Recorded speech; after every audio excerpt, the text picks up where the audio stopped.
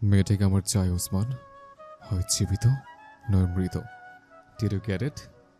ধ্রুবের রাগান্বিত কণ্ঠস্বরে ওসমানের আত্মা চলকে উঠল যেন। তরতর করে কাঁপতে লাগলো মধ্যবয়স্ক এলো। ওসমানকে চুপ করে দাঁড়িয়ে থাকতে দেখে ধ্রুবর রাগ সপ্তমে চড়ল। সে দাঁতে দাঁত চেপে অদ্ভুত শব্দ করতেই ওসমান ভয়ে জমে উঠল। দ্রুত মাথা নেড়ে জানালো। আমি চেষ্টা করব স্যার। ধ্রুব বাঁকা নয়নে তাকালো। টেবিলের উপর জোরে বাঘের ন্যায় থাবা ফেলে বলল।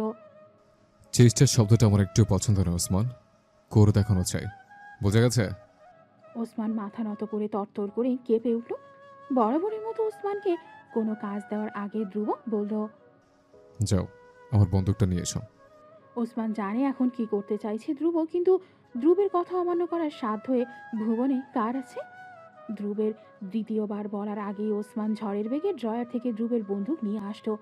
বন্দুক ধ্রুবের দিকে এগিয়ে দিয়ে এলে ধ্রুব মানা করে। পায়ের উপর পা তুলে বাবু হয়ে বসে বলে। বন্দুকে নিজের নাম লিখে একটি গলি ঠোকাও। ওসমান ছলো ছলো চোখে চেয়ে রইল ধ্রুবের দিকে। কাগজের সময় ধ্রুব দেরি সহ্য করতে পারে না, তাই সে চিৎকার করে বলল। দেরি না করে যা বলছি তাই করো। ওসমানের নিজেকে পাগল পাগল মনে হচ্ছে। টেনশনে প্রেশার লো হয়ে যাচ্ছে। ধ্রুবের কথা মতো কাজ না করলে মরণ নিশ্চিত। ওসমান আর দেরি করল না। সে দ্রুত নিজের নামে একটা গুলি বন্দুকে প্রবেশ করালো। ধ্রুব মুচকি হেসে হাত বাড়ালো। ওসমান বন্দুকটা তুলে দিল ধ্রুবর হাতে। ধ্রুব নেড়ে চেড়ে বন্দুকটা পরীক্ষা করে নিল। অতপর গুলি ভরা বন্দুক তাক করলো ওসমানের কপাল বরাবর। ওসমান ঘেমে গেছে, হাঁটু কাঁপছে তার। অতিরিক্ত কাঁপুনিতে হাঁটু খানিকটা বেঁকে গেছে। ধ্রুব ঘাড় দুদিকে ঘোরালো।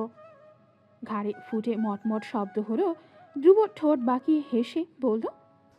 মেয়েটাকে আমার চাই ওসমান, আর মেয়েটাকে আমার হাতে এনে দেবে, নতুন নিজের হাতে নিজের নাম লেখা গুলিবিদ্ধ হয়ে মরে যাবে। Choice is years. ওসমান ক্রমাগত মাথা নাড়িয়ে বলল। আমি ওই মেয়েকে যে করেই হোক এনে দেবো আপনার হাতে sir. That's my talk. I am proud of you Osman. Dhruv তাকে কুকুর বলে সম্বোধন করায় অপমানে গা রি রি করে উঠল ওসমানের। ধ্রুব হাসল তা দেখে। অন্যকে কষ্ট পেতে দেখলে ধ্রুবের সুখ সুখ অনুভব হয়। ধ্রুব বন্দুক সরিয়ে পকেটে পুরে নিল। হাতে থাকা কালো রঙের ঘড়ির দিকে চেয়ে বলল। ঘুমোতে যাচ্ছি আমি, ডিস্টার্ব করবে না আমায়। জি জি জি স্যার। ধ্রুব নিজের কক্ষে চলে গেল।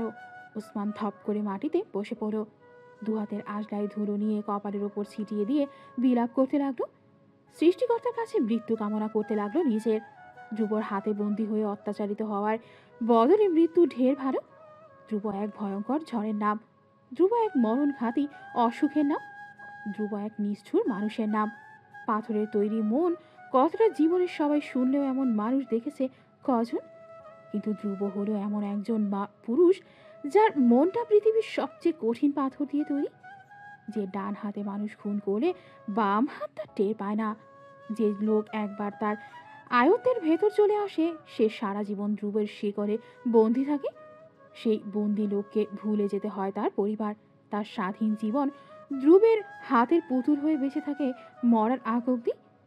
এই পাথরের মতো মনের অধিকারীর জীবনেও প্রেম এসেছিল বহুবার।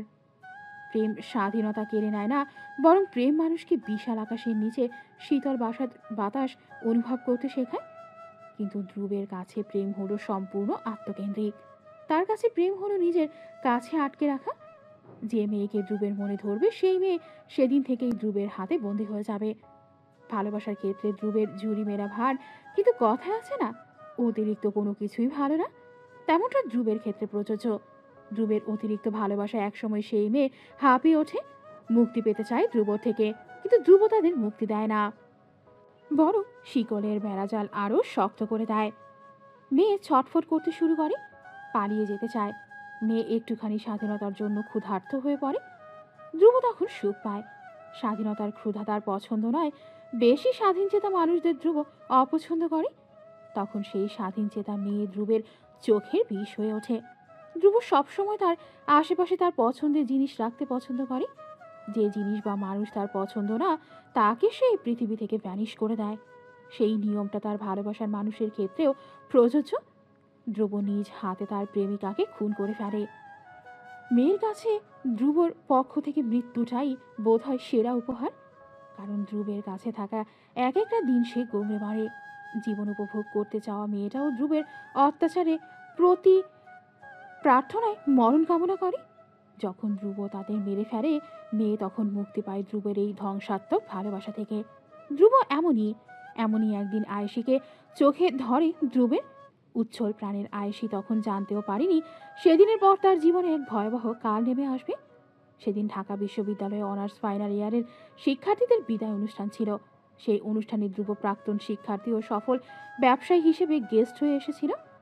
আয়েশি আর তার বন্ধু বান্ধব এক ফাঁকা স্থানে বসে গল্পগুজব করছিল। ধ্রুব স্টেজে বসে ফোন স্ক্রল করছিল। এসব ভাষণ টাষণ তার ভীষণ বিরক্ত লাগছে। মনে মনে ভেবে নিল সে আর কখনো এসব ফালতু অনুষ্ঠানে আসবে না। প্রচুর বিরক্তকর অনুষ্ঠান, অযথা সবাই লম্বা লম্বা ভাষণ ছাড়ছে, রিডিকুলাস। আয়েশিরা ভাষণ শুনছে না, বরং তারা গল্প করায় মতো। একটু পর মেহমাদ স্যার এসে জানালেন আয়েশির নাচের পালা এখন। মেহমাদ স্যারের কথা মতো আয়েশি দ্রুত মেকআপ রুমে চলে গেল। নাচের কাপড় পরে স্টেজের পেছনে এসে দাঁড়ালো।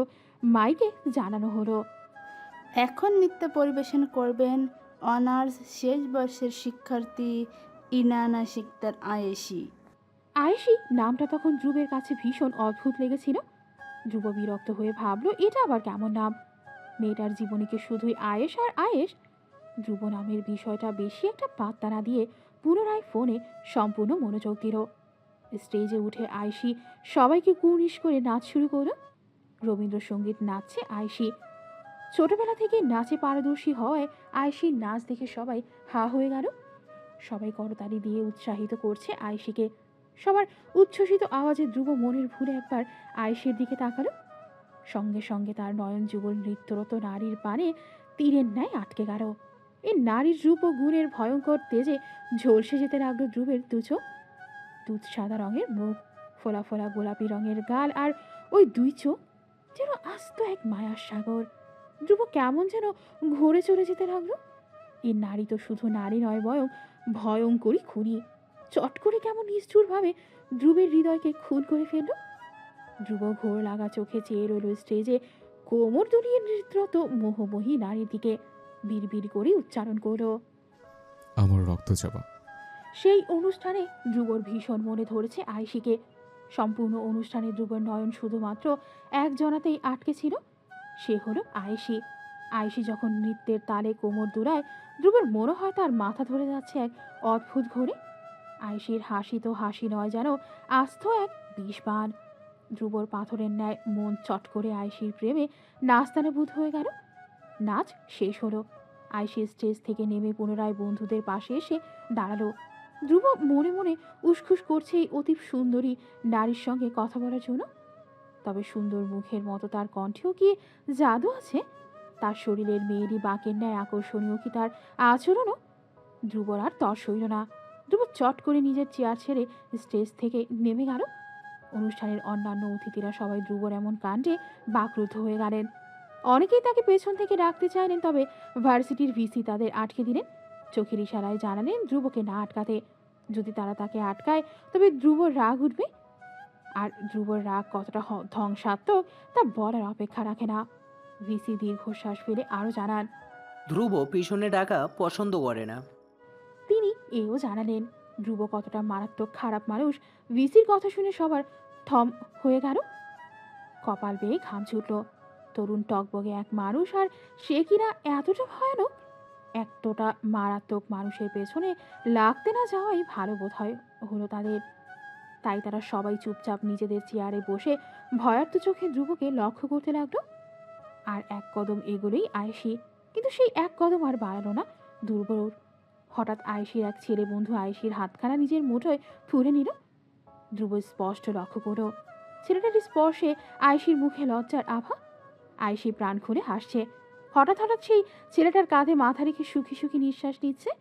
ধ্রুবর বুঝতে বাকি নেই এই ছেলেটি আয়েশির প্রেমিক পুরুষ।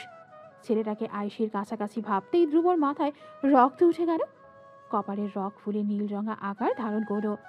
হাত দুটো মুষ্টিবদ্ধ করে ধ্রুব 2 কদম পিছিয়ে গেল। পকেট থেকে ফোন বের করে কাউকে কল করে টকবগে রাগ নিয়ে জানালো, আধা ঘন্টার মধ্যে ছেলেটার লাশ আমি আমার পায়ের নিচে চাই। Got it? কোনো কথা শোনার আগেই ধ্রুব ধাম করে ফোন কেটে দিল। ফাঁকা এই স্থানে দাঁড়িয়ে ধ্রুব পলক ফেরাবিহীন নজরবন্দি করছে আয়শী ও তার আশেপাশের মানুষজনকে। একবার মেয়েটাকে নিজের হাতে এনে ফেরুক, তারপর বোঝাবে অন্যদের সাথে প্রাণ খুলে হাসি মজা করার শাস্তি। হঠাৎ একজন ওয়েটার ধ্রুবর কাছে এগিয়ে আসলো। ধ্রুবর মনোযোগে বাধা পড়ায় সে আগুন চোখে ওয়েটারের দিকে তাকালো। ধ্রুবর এমন হিংস্র চাহনি দেখে এক প্রকার গুটিয়ে গেল সেই ওয়েটার। মাথা নত করে চুপচাপ চলে যেতে নিলে ধ্রুব তাকে আটকায়। তার হাতের ট্রে থেকে একটা ড্রিঙ্কস নিয়ে ধাক্কা দিয়ে সরিয়ে দেয় সেই ওয়েটারকে। ধ্রুবর ধাক্কায় ওয়েটার ট্রে শুদ্ধ মাটিতে লুটিয়ে পড়ে। ট্রেতে থাকা সকল কাচের গ্লাস ফটাফট মাটিতে পড়ে ভেঙে যায়। কয়েকটা কাচের টুকরো বিঁধে যায় ওয়েটারের হাতে পায়ে। ধ্রুবর এসবে লক্ষ্য নেই। সে হাতে থাকা কাচের গ্লাসটা এক হাতে শক্ত করে ধরে তখনও চেয়ে আছে আয়শীর দিকে। ওয়েটার ধ্রুবর এমন নির্লিপ্ততা দেখে হুড়মুড়িয়ে উঠে দাঁড়ায়। এক মুহূর্ত কাল বিলম্ব না করে দৌড়ে পালিয়ে যায় সেখান থেকে। আয়শী ও তার প্রেমিক পুরুষের লীলা খেলা ক্রমশ ধ্রুবর কাছে অসহ্য ঠেকছে। আয়শী ও তার প্রেমিক পুরুষ নিজেদের মধ্যে কথা বলতে বলতে রাস্তা পার হচ্ছে। ধ্রুব তাদের পেছনে তার গাড়ির মধ্যে কাঁচ উঠিয়ে বসে আছে। ওই তো সামনে দেখা যাচ্ছে একটা ট্রাক আয়শীদের দিকেই এগিয়ে আসছে। ধ্রুব বাঁকা হাসল। এবার জমবে আসল খেলা। পথের কাঁটা তবে দূর হচ্ছে। কিন্তু হঠাৎ ধ্রুবর কিছু একটা মনে পড়ল। সঙ্গে সঙ্গে সে চাল বদলে ফেলল। গাড়ি থেকে দ্রুত নেমে দৌড়ে আয়শীদের কাছে এসে তাদেরকে একটানে রাস্তার মাঝখান থেকে সরিয়ে ফুটপাতে এনে ফেলল। ঠিক তখনই ট্রাকটা শো করে তাদের শরীর ঘেঁষে চলে গেল। একটু হলেও আয়শী, মৃদুল ও ধ্রুব একসঙ্গে অ্যাক্সিডেন্ট করতে পারত। মৃত্যু ভয়ে আয়শী ভয়ার্ত চোখে খামচে ধরেছে মৃদুলকে। তার পাপড়ি কাঁপছে। ফোলা গাল দুটোতে ভয়ের স্পষ্ট আভা। ধ্রুবের কাছে আয়শীকে এখন এক অপসরীর ন্যায় মনে হচ্ছিল। কিন্তু পরক্ষণে আয়শীকে অন্য পুরুষের সংস্পর্শ দেখে ধ্রুবর পূর্বের রাগ তরতর করে বেড়ে গেল। কিন্তু সে দ্রুত তার রাগ সংবরণ করে নিল। এখন রেগে যাওয়া মানে তার সাজানো গোছানো প্ল্যানে পানি ফেলা। সেই ছেলেটার নাম মৃদুল। সেও মৃত্যু ভয়ে কিছুটা গুটিয়েই গেছে। মৃদুল এক হাতে আয়শীকে জড়িয়ে ধরে কৃতজ্ঞতার চোখে তাকালো ধ্রুবর দিকে। ধ্রুব তখন কাপড়ে থাকা ধুলো ঝাড়ছিল। মৃদুল ধ্রুবকে কৃতজ্ঞতা জানাতে বলল, ধন্যবাদ ম্যান। আপনি না থাকলে আজ হয়তো আমাদের আর বাড়ি ফেরা হতো না, রাস্তায় মোড়ে পড়ে থাকতাম। থ্যাঙ্কস অ লট। ধ্রুব আয়শীর থেকে চোখ সরালো। মুচকি হেসে মৃদুলকে বলল, নট এট অল। এটা আমার কর্তব্য ছিল। বাই দ্য ওয়ে, আমি ধ্রুব। ধ্রুব হ্যান্ডশেক করার জন্য মৃদুলের দিকে এক হাত বাড়িয়ে দিল। মৃদুল ধ্রুবর সাথে হাত মিলিয়ে বলল, আমি মৃদুল। সেই দিন থেকে ধ্রুব ও মৃদুলের একটা ভালো সম্পর্ক হয়ে যায়। তারা একে অপরের খুব ভালো বন্ধু হয়ে যায়। কিন্তু কে জানতো এসবের পেছনে ধ্রুবর এক নির্মম পরিকল্পনা ছিল। ধ্রুবর হাতে অস্ত্র বানায়, কিন্তু বন্ধুত্বের হাত, এ তো অবিশ্বাস্য। মৃদুলের সাথে বন্ধুত্বের অভিনয় করতে করতে ধ্রুব মনে মনে তাকে খুন করার ভয়ঙ্কর পরিকল্পনা সাজায়। এমন পরিকল্পনা যেখানে সাপও মরবে আর লাঠিও ভাঙবে না। পায়ের উপর পা তুলে বেশ ভাব নিয়েই বসে আছে ধ্রুব। তার সামনে মৃদুলের একটি আয়তকার ছবি ঝোলানো। ধ্রুবর হাতে ঝাড়ালো ছুরি। সে ছুরিটা সম্পূর্ণ ছবিতে বুড়িয়ে নিল। হিংস্র হেসে বলল, সে আমার জিনিসে আমি কারো হস্তক্ষেপ সহ্য করি না। যে কুকুর আমার জিনিসে হাত দেয়, আমি তার দেহ থেকে প্রাণ আলাদা করে ফেলি। ধ্রুব কথাটা বলে হুট করে হিংস্র হয়ে পড়ল। হাতের ছুরি দিয়ে মৃদুলের সেই ছবিটিতে পরপর আঘাত করে ছবিটি ছিঁড়ে ছিন্ন বিচ্ছিন্ন করে ফেলল। পেছনে ওসমান ধ্রুবর এমন হিংস্রতা লক্ষ্য করে থরথর করে কাঁপতে লাগলো। তার কপাল বেয়ে ঘামের ফোয়ারা বইছে। মনের মধ্যে আন্দোলিত হচ্ছে তীব্র ভয়। কি ব্যাপার ওসমান, এভাবে স্থির হয়ে দাঁড়িয়ে আছো কেন? স্ট্যাচু মানুষ আমার পছন্দ নয়, জানো না? ধ্রুব ছুরিটির ধার হাতে পরীক্ষা করে ওসমানের উদ্দেশ্যে কথাটি বলল। ওসমান হাসার ভান করল। আঙুল দিয়ে কপালের ঘামটুকু মুছে নিয়ে বলল, সরি স্যার। ধ্রুব সোফা ছেড়ে উঠে দাঁড়ালো। ওসমানের কাছে ঘেঁষতেই ওসমানের আত্মা ভয়ে ছলকে উঠল। ওসমান স্থির পায়ে নিজের স্থানে দাঁড়িয়ে রইল। ধ্রুব ছুরিটি ওসমানের গলায় স্পর্শ করল, যার ফলে ওসমানের গলায় হালকা আঘাত পেল। ওসমান ব্যথায় কুঁকড়ে গেল। তথাপি কোনোরূপ শব্দ করল না, কারণ ধ্রুব অযথা শব্দ করা পছন্দ করে না। ওসমান চোখ খিচে দাঁড়িয়ে রইল। অপেক্ষা করতে লাগলো ধ্রুবের পরবর্তী পদক্ষেপের। ধ্রুব ওসমানের গলা থেকে ছুরিটি সরালো। ছুরিতে ওসমানের হালকা রক্ত লেগে আছে। ধ্রুব আঙুল দিয়ে রক্তটুকু নিয়ে নিল। রক্তের ফোঁটা ওসমানের কপাল বরাবর লেপটে দিয়ে বলল, ছুরির ধার আছে, এটা দিয়েই কাজ চালানো যাবে। কি বলো ওসমান? ওসমান হাসার ভান করে বলল। জি জি জি স্যার। ধ্রুব আবারও সোফায় বসলো। ওসমানের উদ্দেশ্যে বলল, মেয়েটির খবর পেয়েছো ওসমান? মেয়েটির নাম আইশি, এবার অনার্স ফাইনাল ইয়ারের স্টুডেন্ট। মেয়েটির একটি বয়ফ্রেন্ড আছে, নাম মৃদুল। পূর্বে মেয়েটি ওনার বেস্ট ফ্রেন্ড ছিল। বেস্ট। বেস্ট ফ্রেন্ড থেকে লাভার? বেশ ইন্টারেস্টিং। এরপর বলো। স্যার, মেয়েটির সাথে ওই ছেলেটা নিয়ে ঠিক পড়াশোনা শেষ করে ওদের মৃদুল ছেলেটির চাকরি পেয়ে গেলে ম্যাডামের সাথে ওনার বিয়ে হবে, এমনটাই পাকাপোক্ত করেছে ওদের পরিবার। ধ্রুব মাথা নত করলো। দু হাতে কপাল ঘষে কিছু একটা ভেবে বলল, ছেলেটাকে চাকরি পেয়ে গেছে ওসমান? না স্যার, তবে চেষ্টা করছে। তবে বিলা স্টুডেন্ট হয়, খুব সহজে চাকরি পেয়ে যাবে স্যার। হুম। ধ্রুব মুখধারা ভাবনার শব্দ তুলল। অতঃপর তার মুখে হাসি ফুটল। ওসমানের দিকে চোখ তুলে বলল, ওসমান, এমন হলে কেমন হয়? ছেলেটা কোথায় চাকরি পেল না, শেষ অব্দি আমার দৌড় করে এসে চাকরির জন্য ঠকঠকালো। আমি হয়ে যাব দয়ার সাগর। একটা চাকরি না হয়ে তাকে ভিক্ষেই দিলাম। কি বলো? ধ্রুবর কথায় ওসমানের চক্ষু চড়ক গাছ হওয়ার জোগাড়।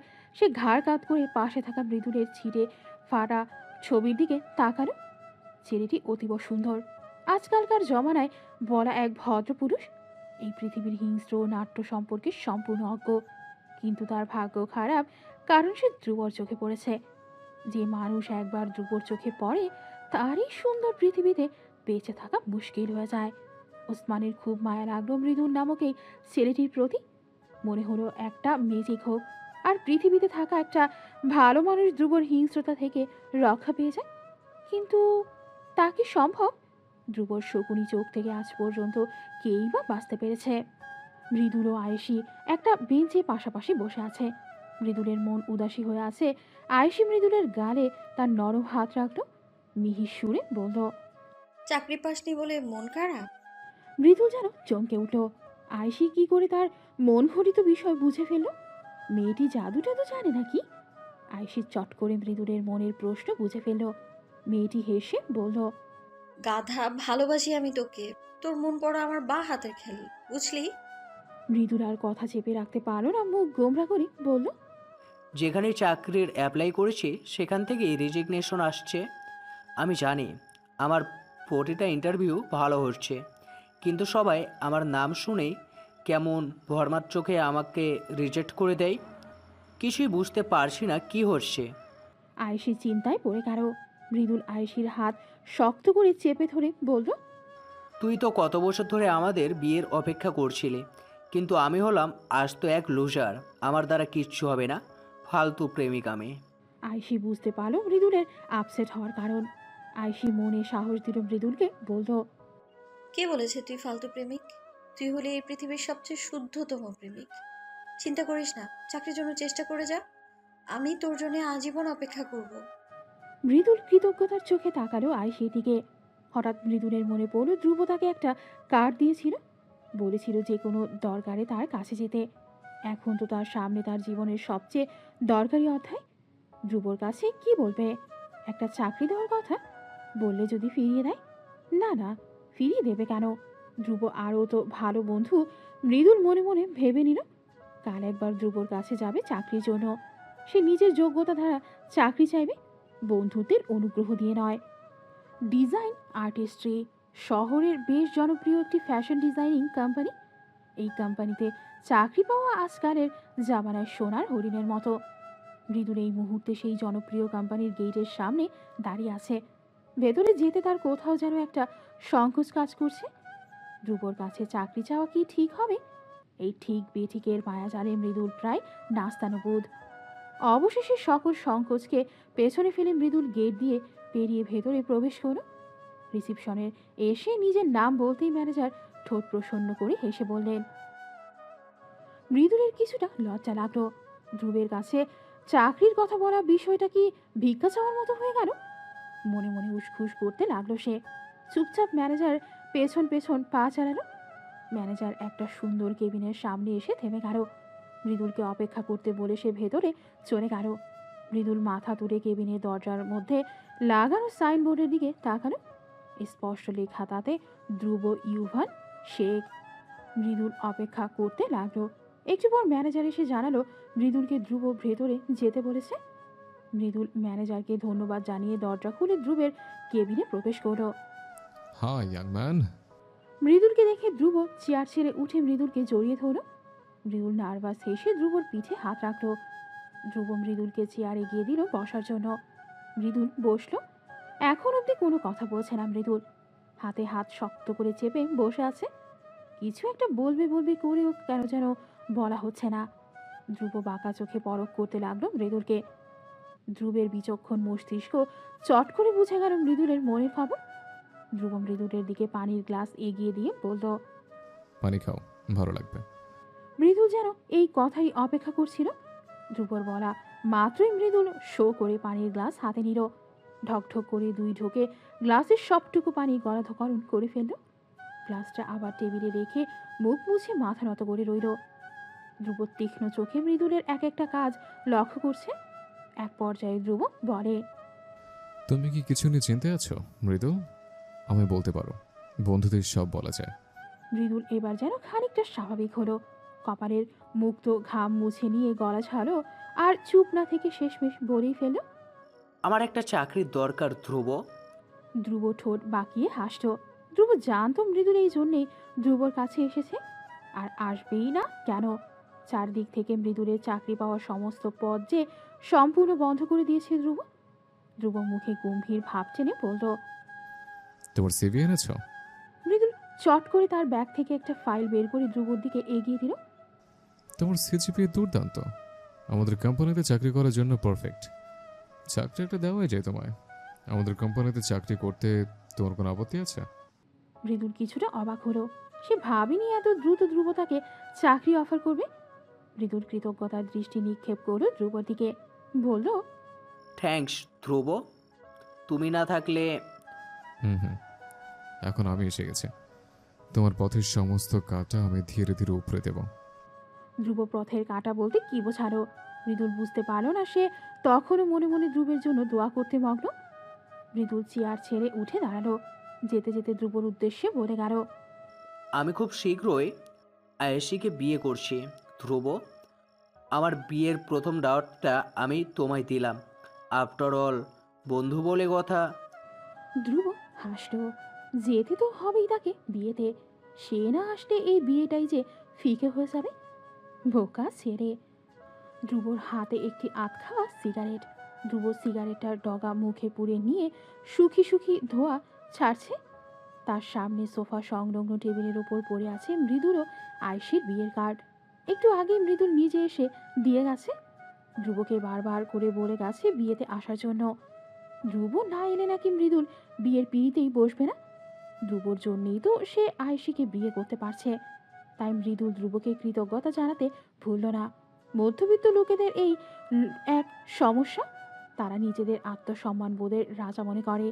যে তাকে এই টাকা দিয়ে বিপদে সাহায্য করে, মধ্যবিত্তরা তার জন্যে প্রাণ দিতেও কুণ্ঠিত হয় না। বড্ড বোকা তারা।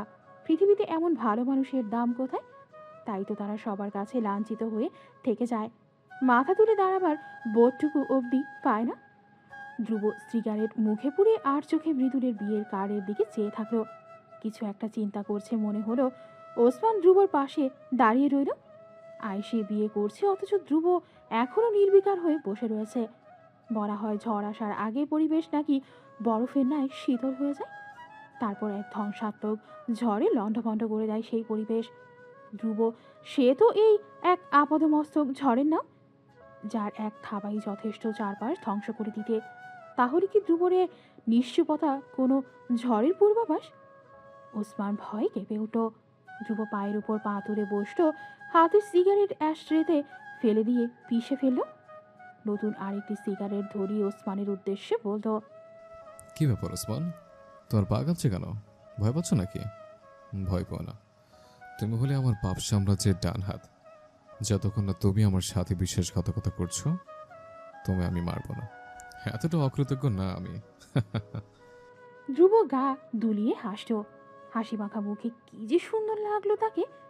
ধ্রুব ভীষণ সুন্দর মুখের এক তরুণ, ঈশ্বর হোল্ডেতে মুখখানি, সরু দু নয়ন, তামাটে বলিষ্ঠ দেহ, সব মিলিয়ে এক অতীব সুদর্শন পুরুষ।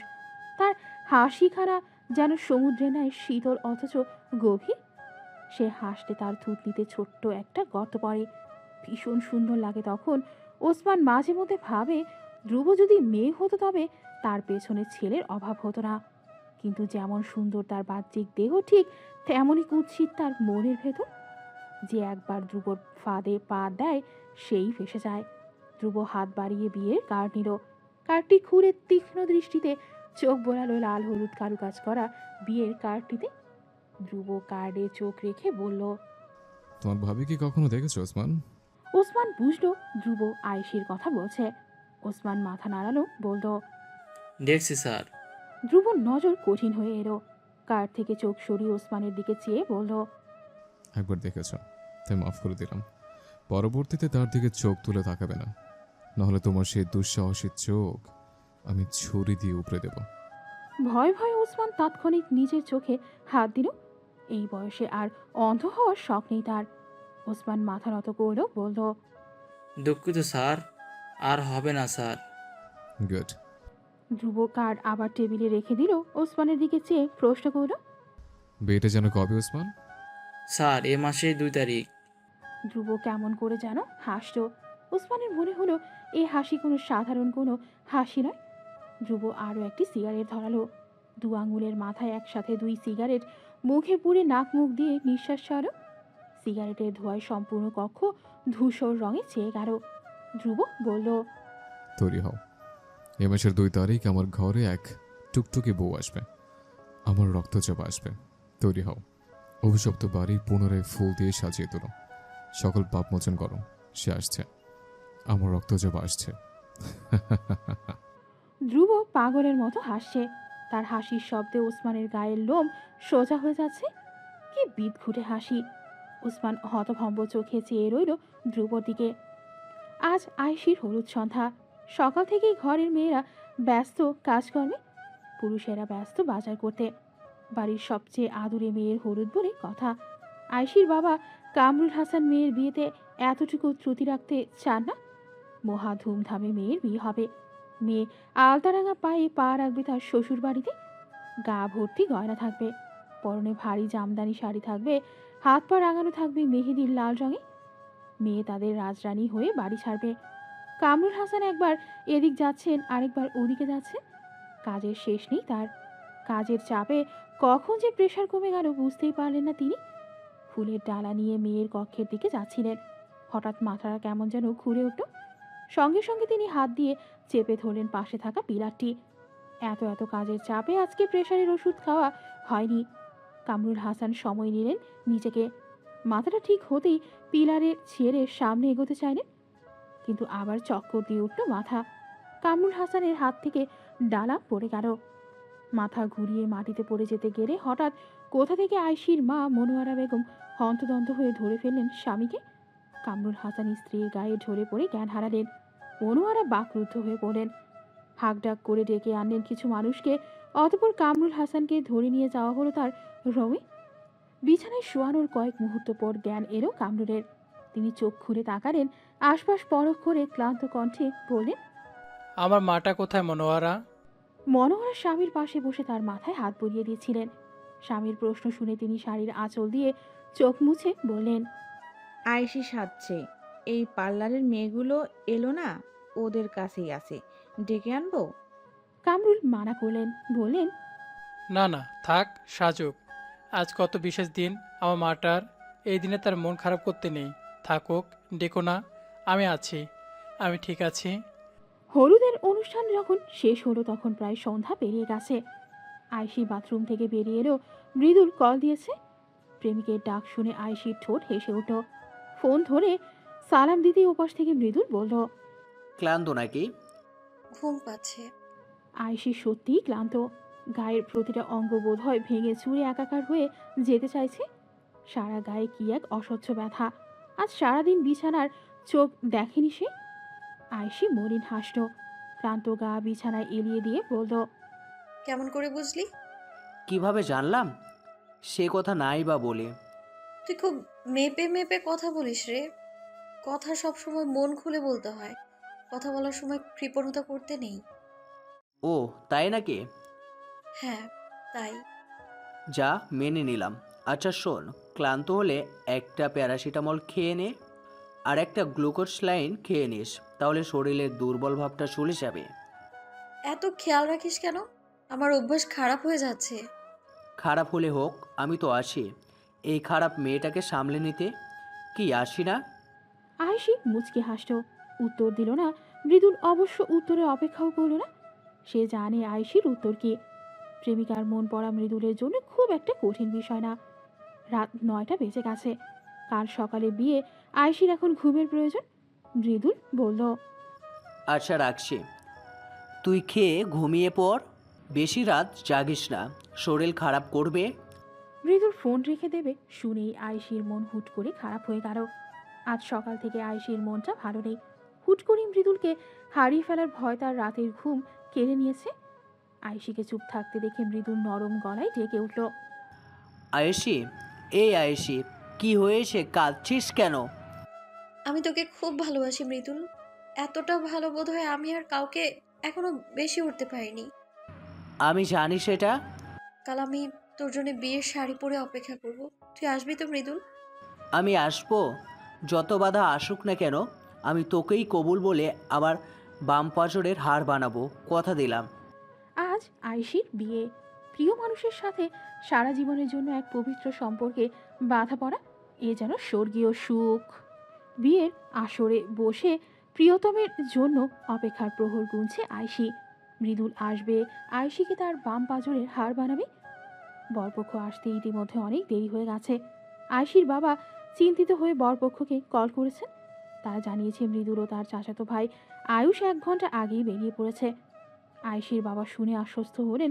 ধ্রুব এতক্ষণ একজন দায়িত্বশীল বন্ধুর মতো বিয়ের খাবার দাবারের দিকটা দেখছিল।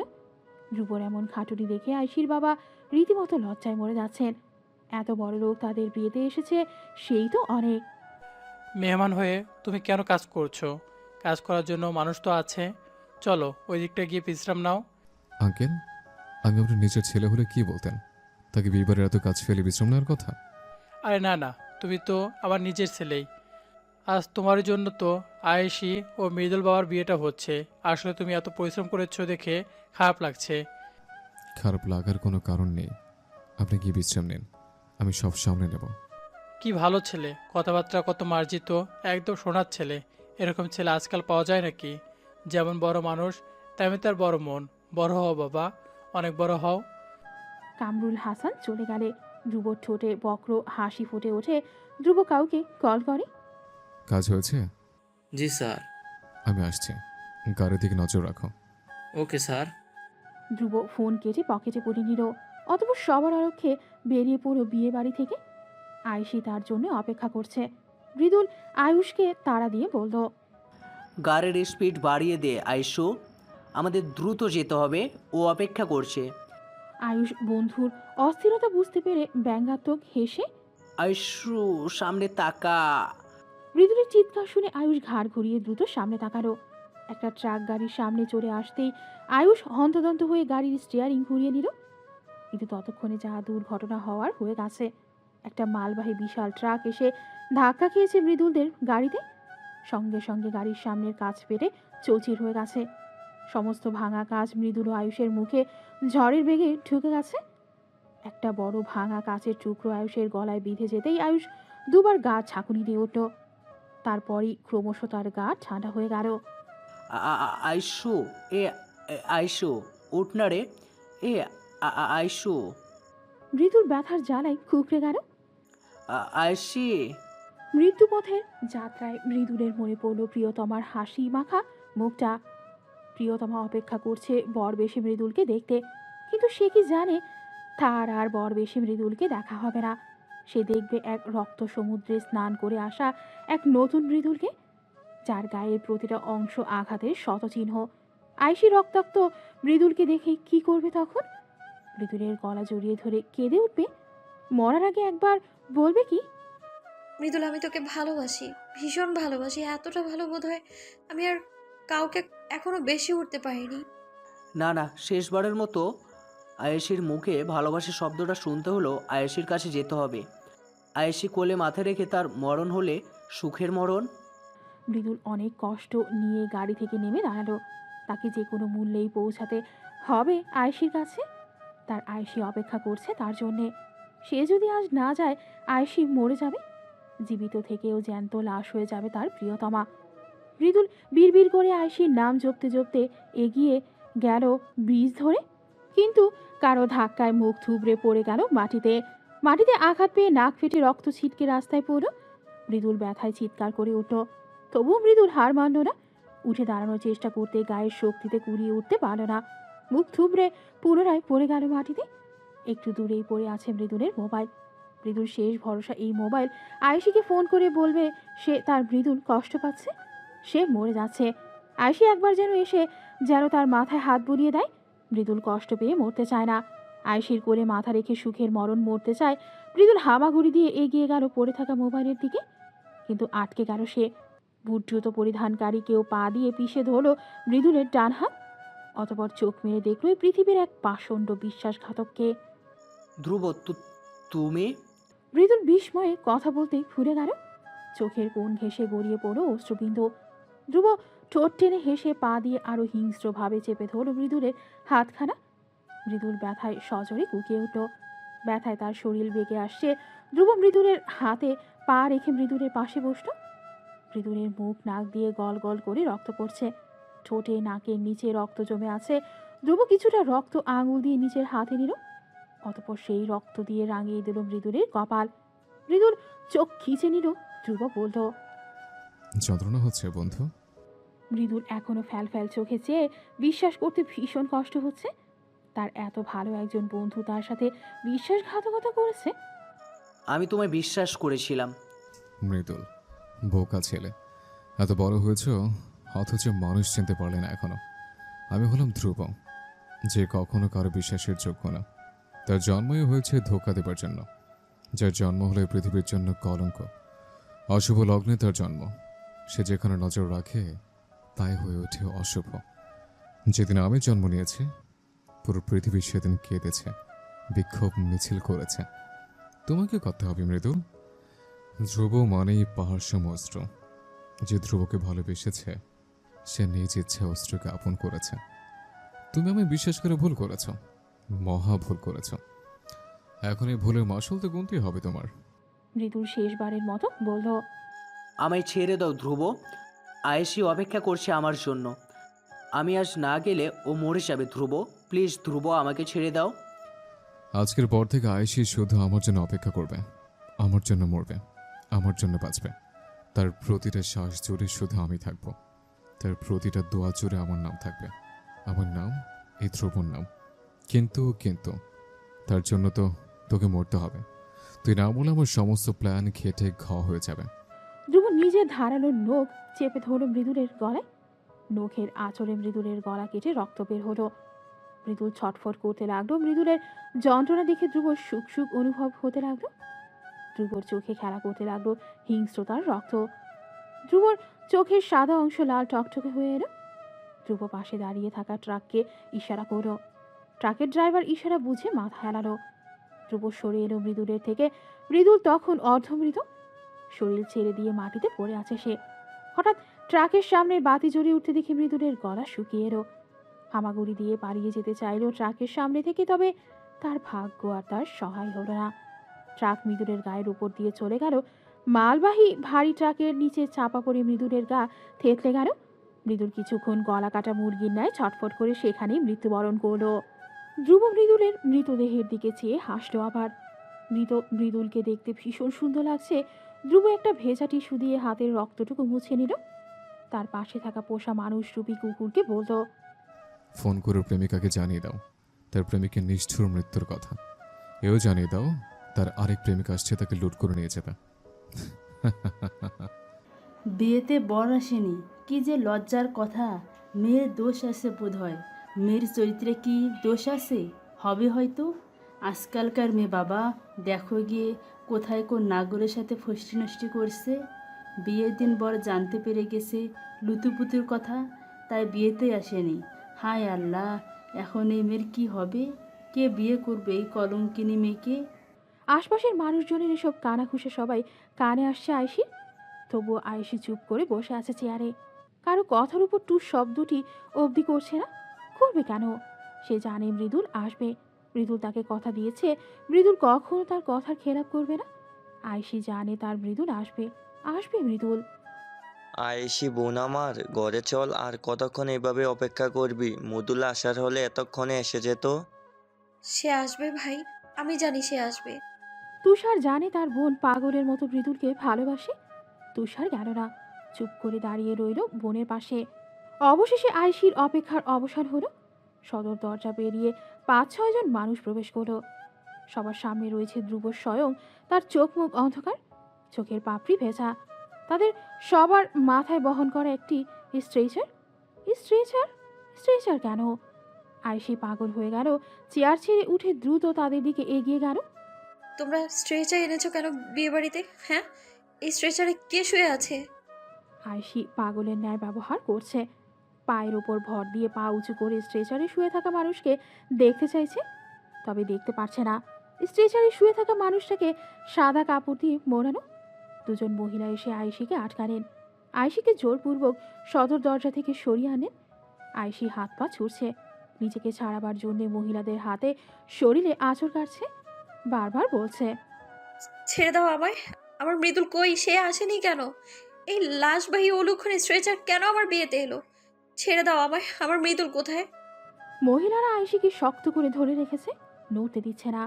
তার হাত নিজেদের দু হাতে দিয়ে বেঁধে রেখেছে। আয়েশি শুধু ছটফট করছে। মহিলারা আয়েশির মাথায় ওড়নার ক্লিপ খুলে চুলগুলোকে উন্মুক্ত করলেন। কেঁদে কেঁদে আয়েশির মাথা গরম হয়ে গেছে। তালুতে হাত রাখতে যেন হাত পুড়ে যায়। ধ্রুব নিজের হাতে স্ট্রেচার ঘরের মাঝখানে রাখল। আস্তে আস্তে স্ট্রেচারে শুয়ে থাকা মানুষটার মুখ থেকে সাদা কাপড় সরিয়ে দিল। শুয়ে থাকা মানুষটার মুখ দেখতে পেরে কক্ষে উপস্থিত সবাই মুখে হাত চেপে সজোরে বলে উঠলেন, ইন্না লিল্লাহি ওয়া ইন্না ইলাইহি রাজিউন।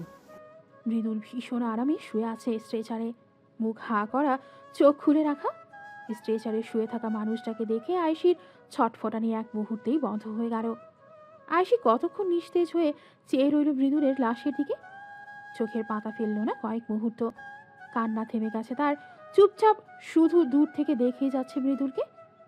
মহিলারা আয়েশিকে কাঁদতে না দেখে নিজেরাই কেঁদে উঠলেন। আয়েশির চুলে হাত বুলিয়ে শুধালেন, আয়েশি, মা আমার, কেন চোখের পানি আটকে রেখেছিস? কাঁদ মা, কেঁদে নিজের মধ্যে জমে থাকা তুফানকে শান্ত কর। আয়েশি তখনও নিরুত্তর। অবশ হয়ে আসছে তার হাত পা। মন চাইছে পা দুটোকে টেনে হিঁচড়ে মৃদুলের পাশে এসে বসতে, কিন্তু এখন মনের কথা শোনার মতো অবস্থাতেই নেই সে। আশেপাশে কি হচ্ছে, কে যাচ্ছে, কে আসছে, কে কাঁদছে, কিছুই তার মাথায় প্রবেশ করছে না। শুধু চোখের সামনে একটাই দৃশ্য ভাসছে, প্রিয়তমের থেতলে যাওয়া ফ্যাকাশে মুখ। আয়েশির হাত আটকে আছে মহিলার হাতে। আয়েশি একসময় নিজের হাত ছাড়িয়ে নিল সেই মহিলার থেকে। মহিলা আয়েশির হাত ছেড়ে আঁচড়ে মুখ চেপে কাঁদতে লাগলেন। আয়েশি হেলে দূরে এগিয়ে গেল সামনে। শাড়ির আঁচল মাটিতে ঘেঁষে ঘেঁষে যাচ্ছে। আয়েশি ধপ করে বসে পড়ল মৃদুলের লাশের পাশে। ঘাড় হালকা কাত করে অপলক দেখেই চলেছে তার কলিজার টুকরোকে। এটাই কি শেষ দেখা হবে? আয়েশি নিজের হাত আস্তে করে এগিয়ে আনলো। মৃদুলের চোখের পাতা আস্তে করে বন্ধ করে দিল। ঘরবর্তী লোকের সামনে মৃদুলের রক্তে মাখা কপালে নিজের শুকিয়ে যাওয়া ঠোঁট ছুঁয়ে দিল। দীর্ঘ সময় ধরে নিজের ঠোঁট ঠেসে রাখলো মৃদুলের কপালে। অতঃপর আচমকাই ডুকরে কেঁদে উঠল। হাউমাউ করে কাঁদতে কাঁদতে মৃদুলের সারা মুখে অজস্র চুমুতে ভরিয়ে দিল। ক্ষান্ত হচ্ছে না সে, কাঁদছে আর পাগলের মতো মৃদুলের সারা মুখে চুমু দিচ্ছে। ঘর ভর্তি মানুষ, অথচ আজ আয়েশি একটুও লজ্জা পাচ্ছে না। এই প্রথম মৃদুলের গায়ে সে তার স্পর্শ আঁকল। কত স্বপ্ন ছিল বিয়ের পর তারা একজন আরেকজনকে প্রথম আলিঙ্গন করবে, সারা রাত ধরে ডুবে থাকবে একজন অন্যজনাতে, মিশে রইবে প্রেমিকের দেহ মনের সাথে। অথচ আফসোস, উপরওয়ালা তা হতে দিলেন না। তাই তো বিয়ের আগে তাদের সমস্ত স্বপ্ন ধূলিসাৎ করে দিলেন। আয়েশির কাছ থেকে তার কলিজার টুকরোকে কেড়ে নিলেন। কি নির্দয় তিনি! আয়শি যখন মৃদুলকে স্পর্শ করছিল, ধ্রুব তখন পাশে দাঁড়িয়ে রাগের সমুদ্রে স্নান করছিল। হাত দুটো মুষ্টিবদ্ধ করে মুখে দুঃখী ভাব বজায় রাখছিল। মৃত মানুষকে নিয়ে এত আদিক্ষেতার কি আছে? কিন্তু ধ্রুব নিরুপায়। এখন দাঁতে দাঁত চেপে আয়শির এমন আহ্লাদিপনা সহ্য না করতে পারলে সমস্ত প্ল্যান মাঠে মারা পড়বে। আয়শি মৃদুলের মরদেহ সর্বশক্তি দিয়ে নিজের বুকের সাথে চেপে ধরল। চিৎকার করে বিলাপ করতে লাগলো। আমি তোকে খুব ভালোবাসতাম মৃদুল, তুই কেন আমায় ফাঁকি দিলি? তুই তোর কথা রাখতে পারলি না মৃদুল। আমার আর তোর বাম পজরের হার হওয়া হলো না মৃদুল। হে মৃদুল, একবার তাকা, কবরে যাওয়ার আগে একবার অন্তত বলে যা তুই ভালোবাসিস আমায়। বিশ্বাস কর, এই একটা শব্দ শোনার পর আমি আর তোকে নিয়ে অভিযোগ শোনাবো না। শুধু একবার বল, আমার মনের তৃষ্ণাটা নিভিয়ে দে। এই ভয়ঙ্কর তৃষ্ণা আমি সারা জীবন কিভাবে বয়ে বেড়াবো মৃদুল, মৃদুল। আয়শির কান্না ও বিলাপ শুনে কক্ষে উপস্থিত সবার চোখে পানি এসে গেছে। মৃদুলের মা কাঁদতে কাঁদতে জ্ঞান হারাচ্ছেন বারবার। মৃদুলের বাবা মৃদুলের পাশে থম হয়ে বসে আছেন। এখন পর্যন্ত মুখে রাগ কাটেনি। বিড়বিড় করে ক্রমশ ইয়াসিন সূরা পড়ছেন। নিমিষেই বিয়ে বাড়ির ঝকঝক করা আসর মরা বাড়ির শোকে পরিণত হলো। সবার মুখে কান্না, বিড়াপ, আহাজারি। এই মুহূর্তে আয়শির মৃদুলের বাহুডোরে থাকার কথা ছিল, কিন্তু তার বদলে মৃদুলের মরদেহ নিজের বুকের সাথে চেপে রেখে আয়শি পাগলের ন্যায় হাউমাউ করে কাছে। ইস, এই কষ্ট আর চোখে দেখা যাচ্ছে না। আয়শি কান্না করতে করতে নিজের চুল ছিঁড়ে ফেলছে। তুষার সহ আয়শির বাবা, চাচা সবাই আয়শিকে শান্ত করতে চাইছে, বোঝানোর চেষ্টা করছেন, কিন্তু আয়শিকে মৃদুলের থেকে ছাড়িয়ে নেওয়া কিছুতেই সম্ভব হচ্ছে না। কিন্তু আর কিছুক্ষণের মধ্যেই মৃদুলকে কবর দেওয়া হবে। হাতে বেশি সময় নেই, তাই কোনো উপায় না পেয়ে সবাই মিলে আয়শিকে ইঞ্জেকশন দিয়ে অজ্ঞান করিয়ে দিলেন। আয়শি বিড়বিড় করে দুবার মৃদুলের নাম জপে মায়ের বুকের মধ্যেই জ্ঞান হারিয়ে ঝরে পড়ল। অতঃপর আয়শিকে তার কক্ষে দরজা আটকে রেখে মৃদুলের স্ট্রেচার কবরস্থানে নেওয়া হলো। আয়শি জ্ঞান হারিয়ে মরার মতো পড়ে রইল বিছানায়। ওদিকে তার প্রিয়তমের বুকের ওপর মাটি ঢালা হচ্ছে। একসময় মৃদুলের শেষ অংশটুকু মাটির নিচে চাপা পড়ল। সেই সাথে চাপা পড়ল আয়শি ও মৃদুলের এক অসমাপ্ত প্রেম কাহিনী। হায়, নিয়তির খেলা এত নিষ্ঠুর কেন? আয়শি ও মৃদুলের গল্পটি সেদিনই সমাপ্তি টেনেছিল, বরং রচিত হয়েছিল এক ভিন্ন ধ্বংসাত্মক ভালোবাসার। সেই প্রেমলীলার সূচনা করেছিল ধ্রুব স্বয়ং। ধ্রুব সবার অলক্ষ্যে দাবার গুটি নাড়ছিল। গল্পের সবাই শুধু ধ্রুব সেই বিচক্ষণ চাল মতো নিজেদের কাজ করছিল, অথচ তারা জানতে পারল না কে আছে এই সকল ধ্বংসলীলার পেছনে। হয়তো গল্পের প্রতিটা চরিত্র দেখতে চলেছিল ইতিহাস তৈরি করতে সক্ষম এক ভয়ঙ্কর ভালোবাসা। প্রায় 6 ঘন্টা অজ্ঞান থাকার পর অবশেষে জ্ঞান আসে আয়শির। দুনয়ন ক্লান্তিতে অবশ হয়ে আসছে, সারা গায়ে আলস্য চেপে বসেছে যেমন। হাত পা জুড়ে কি মারাত্মক চিনচিনে ব্যথা। চোখের নিচের ত্বকে এখনও জলের বিন্দু জলজল করছে। মনের আয়নায় মৃদুলের থেতলে যাওয়া রক্তাক্ত মুখখানা দৃষ্টিগোচর হলে এক উত্থাল পাথাল কান্না বয়ে গেল আয়শির বুকের ভেতর। আয়শি তাৎক্ষণিক চোখ খুলে তাকালো। তাকে ঘিরে কক্ষের চারপাশে অনেক আত্মীয় দাঁড়িয়ে আছেন, সবার চেহারায় চিন্তার ছাপ। মেয়েটি শেষমেশে এই ভয়ঙ্কর ঝড়কে কাটিয়ে উঠতে পারবে তো? আয়শি সবার থেকে চোখ সরালো। মস্তিষ্ক সচল হতেই সর্বপ্রথম মাথায় এলো মৃদুল। মৃদুল কোথায়? আয়শির সঙ্গে সঙ্গে চট করে উঠে বসলো, যার ফলে আয়শির হাতে থাকা স্যালাইনের ক্যানোলা খুলে গেল। হাত বেয়ে ফিনকি দিয়ে রক্ত বেরোতেই আয়শির বাবা সেই কাটা জায়গা হাত দিয়ে চেপে ধরেন। আয়শির হাত ফুলে গেছে, ব্যথায় হাতের কাটা জায়গা উষ্ণ হয়ে গেছে। অথচ আয়শি নির্বিকার। সে পাগলের মতো আশেপাশে মৃদুলকে খুঁজে চলেছে। কামরুল হাসানের থেকে হাত ছাড়িয়ে নেবার চেষ্টা করতে লাগলো। বাবার হাত ধরে জিজ্ঞেস করছে, বাবা, বাবা, আমার মৃদুল কোথায়? হ্যাঁ, চুপ করে আছো কেন বাবা? বলো না বাবা, মৃদুল কোথায়? কামরুল হাসানের চোখের কোণে জল চিকচিক করছে। মেয়েটার এই কষ্ট আর চোখে দেখা যাচ্ছে না। কামরুল হাসান মেয়ের মাথায় হাত বুলিয়ে দিলেন। বাবার আদুরি স্পর্শ পেয়ে আয়শির চোখ আরামে বুঝে এলো। আয়শি যখন কষ্ট পেত, মৃদুল এমন করেই আয়শির মাথায় হাত বুলিয়ে দিত। বলা হয় বাবার পরে স্বামীর স্থান। মৃদুলকে ভালোবাসার পর থেকে আয়শি মনে প্রাণে তাকে স্বামী হিসেবে মেনে এসেছে। এত বছর ধরে মৃদুলকে নিজের করে পাওয়ার জন্যে অপেক্ষা করেছে। আজ যখন তাদের অপেক্ষার পূর্ণতা পেতে যাচ্ছিল, তখন উপরওয়ালাকে নিষ্ঠুর খেলাটাই না খেললেন। আল্লাহ তাকে সেই অপেক্ষার ফল দিলেন না। আয়েশি আবার ডুকরে কেঁদে উঠল। কামরুল হাসান মেয়েকে বুকে জড়িয়ে নিলেন, মেয়ের চুলে হাত বুলিয়ে বললেন, কাঁদে না মা, এত কাঁদলে তুমি অসুস্থ হয়ে যাবে। শান্ত হও মা, আল্লাহ যা করেন ভালোর জন্য করেন। আল্লাহর ফয়সালার উপর ভরসা রাখো মা, ঠিক হয়ে যাবে সব।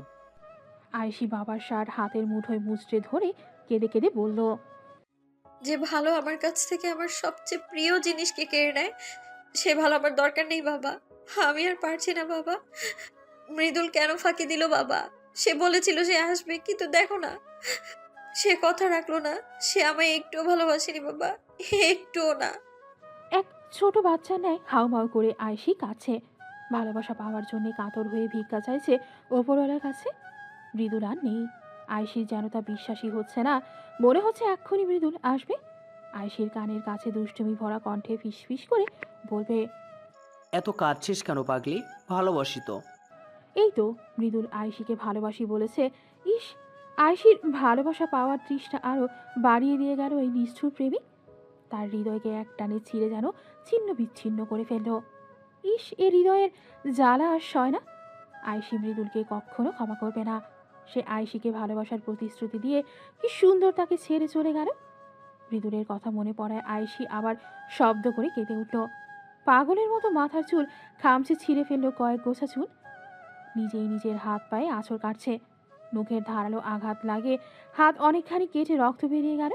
কামরুল হাসান মেয়েকে শান্ত করবার চেষ্টা করছেন, কিন্তু আয়েশিকে হাতের মুঠোয় আটকে রাখা দুঃসাধ্য ঠেকছে। কক্ষে উপস্থিত সবার আয়েশির কান্না দেখে মুখ চেপে কাঁদছেন। হাসি খুশি মেয়েটার একই হাল হয়ে গেল। আয়েশির বাবা কোনো রকমে আয়েশিকে নিজের বুকের সাথে জড়িয়ে নিয়ে ডাক্তারকে ইশারা করলেন। বয়স্ক ডাক্তার এগিয়ে আসলেন। আয়েশির হাতে ঘুমের ইঞ্জেকশন পুশ করে আয়েশিকে বিছানায় শুইয়ে দিলেন। আয়েশি দুবার হিচকি দিয়ে বালিশে মাথা রাখল। কামরুল সাহেব, আপনি একটু আমার সাথে আসুন।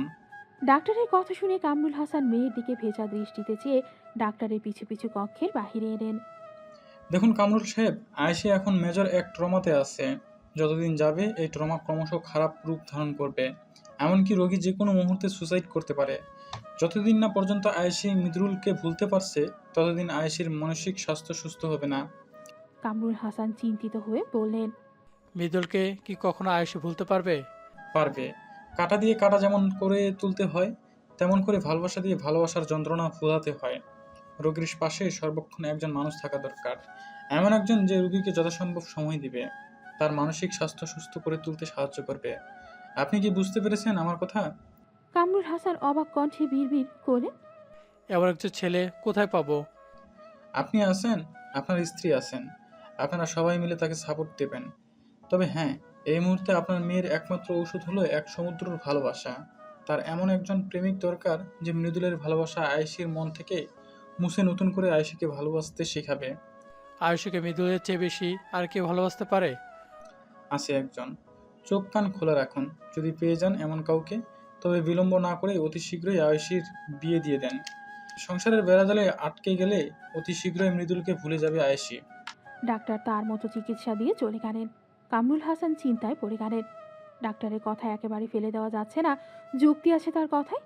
কিন্তু কথা হচ্ছে, কে আছে যে আয়েশিকে ভালো রাখতে পারবে? আঙ্কেল, ধ্রুবর কথায় সম্বিত ফিরে এলো কামরুল হাসানের। তিনি পেছনে ফিরে তাকালেন। ধ্রুব বলল, ডাক্তার কি বললেন? কামরুল হাসান দ্বিধায় পড়ে গেলেন। ধ্রুবকে কি কথাগুলো বলা ঠিক হবে? যত হোক নিজের মানুষ তো আর না। পরে যদি তার হাসির খোরাক হয়ে যান। কামরুল হাসান চুপ করে রইলেন। ধ্রুব বুঝতে পারল কথাগুলো বলতে কামরুল হাসানের আত্মসম্মানে আঘাত হানছে। তার মুখ থেকে এত সহজে কথা বের হবে না, তাই সে অন্য চাল চালল। আঙ্কেল, আপনি আমাকে নিজের ছেলে হিসেবে সব কথা বলতে পারেন। আমি আমার সাধ্যমতো চেষ্টা করব আপনার সমস্যার সমাধান করার। বলুন আঙ্কেল, কি বললেন ডাক্তার? কামরুল হাসান ভাবলেন, শুরু থেকে ধ্রুব এবারের একজন ছেলে হয়ে বিয়ের পুরো দায়িত্ব একা হাতে সামলেছে। তাকে বলতে দোষের কি আছে যদি সে একটুখানি সাহায্য করতে পারে? সারা জনম ঋণী হয়ে থাকবেন ধ্রুবর কাছে। কামরুল হাসান একটু জড়তা নিয়ে ডাক্তারের বলা কথাগুলো ধ্রুবকে জানালেন। ধ্রুব ভেতর ভেতর হাসতো, যেমন চাল চেলেছে তেমনই ফল আসছে। পথ তবে পরিষ্কার। ধ্রুব একটু গম্ভীর হওয়ার চেষ্টা করে বলল, আঙ্কেল, আপনার চাইলে আমি বিয়ে করবো আয়েশিকে। চুলে বলিষ্ঠ পুরুষালী হাতের স্পর্শে আয়েশির ঘুম ভেঙে যায়। আয়েশি চোখ খুলে তাকায়, কেউ নেই পাশে। তাহলে কে তার চুলে হাত পরিয়ে দিচ্ছিল? আয়েশি শোয়া থেকে উঠে বসলো। গায়ে বিয়ের শাড়িটি আর নেই, বোধহয় মা পাল্টে দিয়েছেন। মস্তিষ্ক সজাগ হলে আয়েশির পুনরায় মনে পড়তে লাগলো মৃদুলকে। আবার কান্না আসছে। আয়েশির চোখ থেকে দুফোঁটা জল গড়িয়ে পড়ো, বিড় বিড় করে বলল, কোথায় তুই মৃদুল? আমার খুব মনে পড়ছে তোকে। আয় না ফিরে, আমার কথা কি তোর একটুও মনে পড়ে না? এত পাষাণ কেন তুই? আমি আয়েশি, ঘুম থেকে উঠে গেছিস মা? মনোহরা চায়ের ট্রে হাতে নিয়ে কক্ষে প্রবেশ করেন। আয়েশি চোখ তুলে তাকালো মায়ের দিকে। আয়েশির মা চায়ের ট্রেটি টেবিলের উপর রাখলেন। আয়েশির দিকে এক কাপ চা এগিয়ে দিয়ে বললেন, চা খা, শরীর ভালো লাগবে। আয়েশি চায়ের কাপ হাত দিয়ে ফিরিয়ে দিল, বলল, খাবো না, ভালো লাগছে না আমার। আমি ভেবেছিলাম আজ মা আমি একসাথে চা খাবো, অথচ তুই তো তোর কথা বলে দিলি। আমার কথা আর কে ভাববে? আমি কে তোর?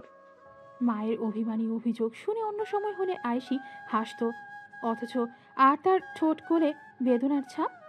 আয়েশি না চাইতেও চায়ের কাপ হাতে নিল। চায়ে চুমুক দিতেই গাটা শিরশির করে উঠল। গরম মশলা চা খেয়ে গা বেশ চাঙ্গা লাগছে। শরীরের অবসন্ন ভাব নিমিষেই যেন নিঃশেষে হয়ে গেল। কেন সবসময় মা জেনে যায় কখন আয়েশির কি দরকার?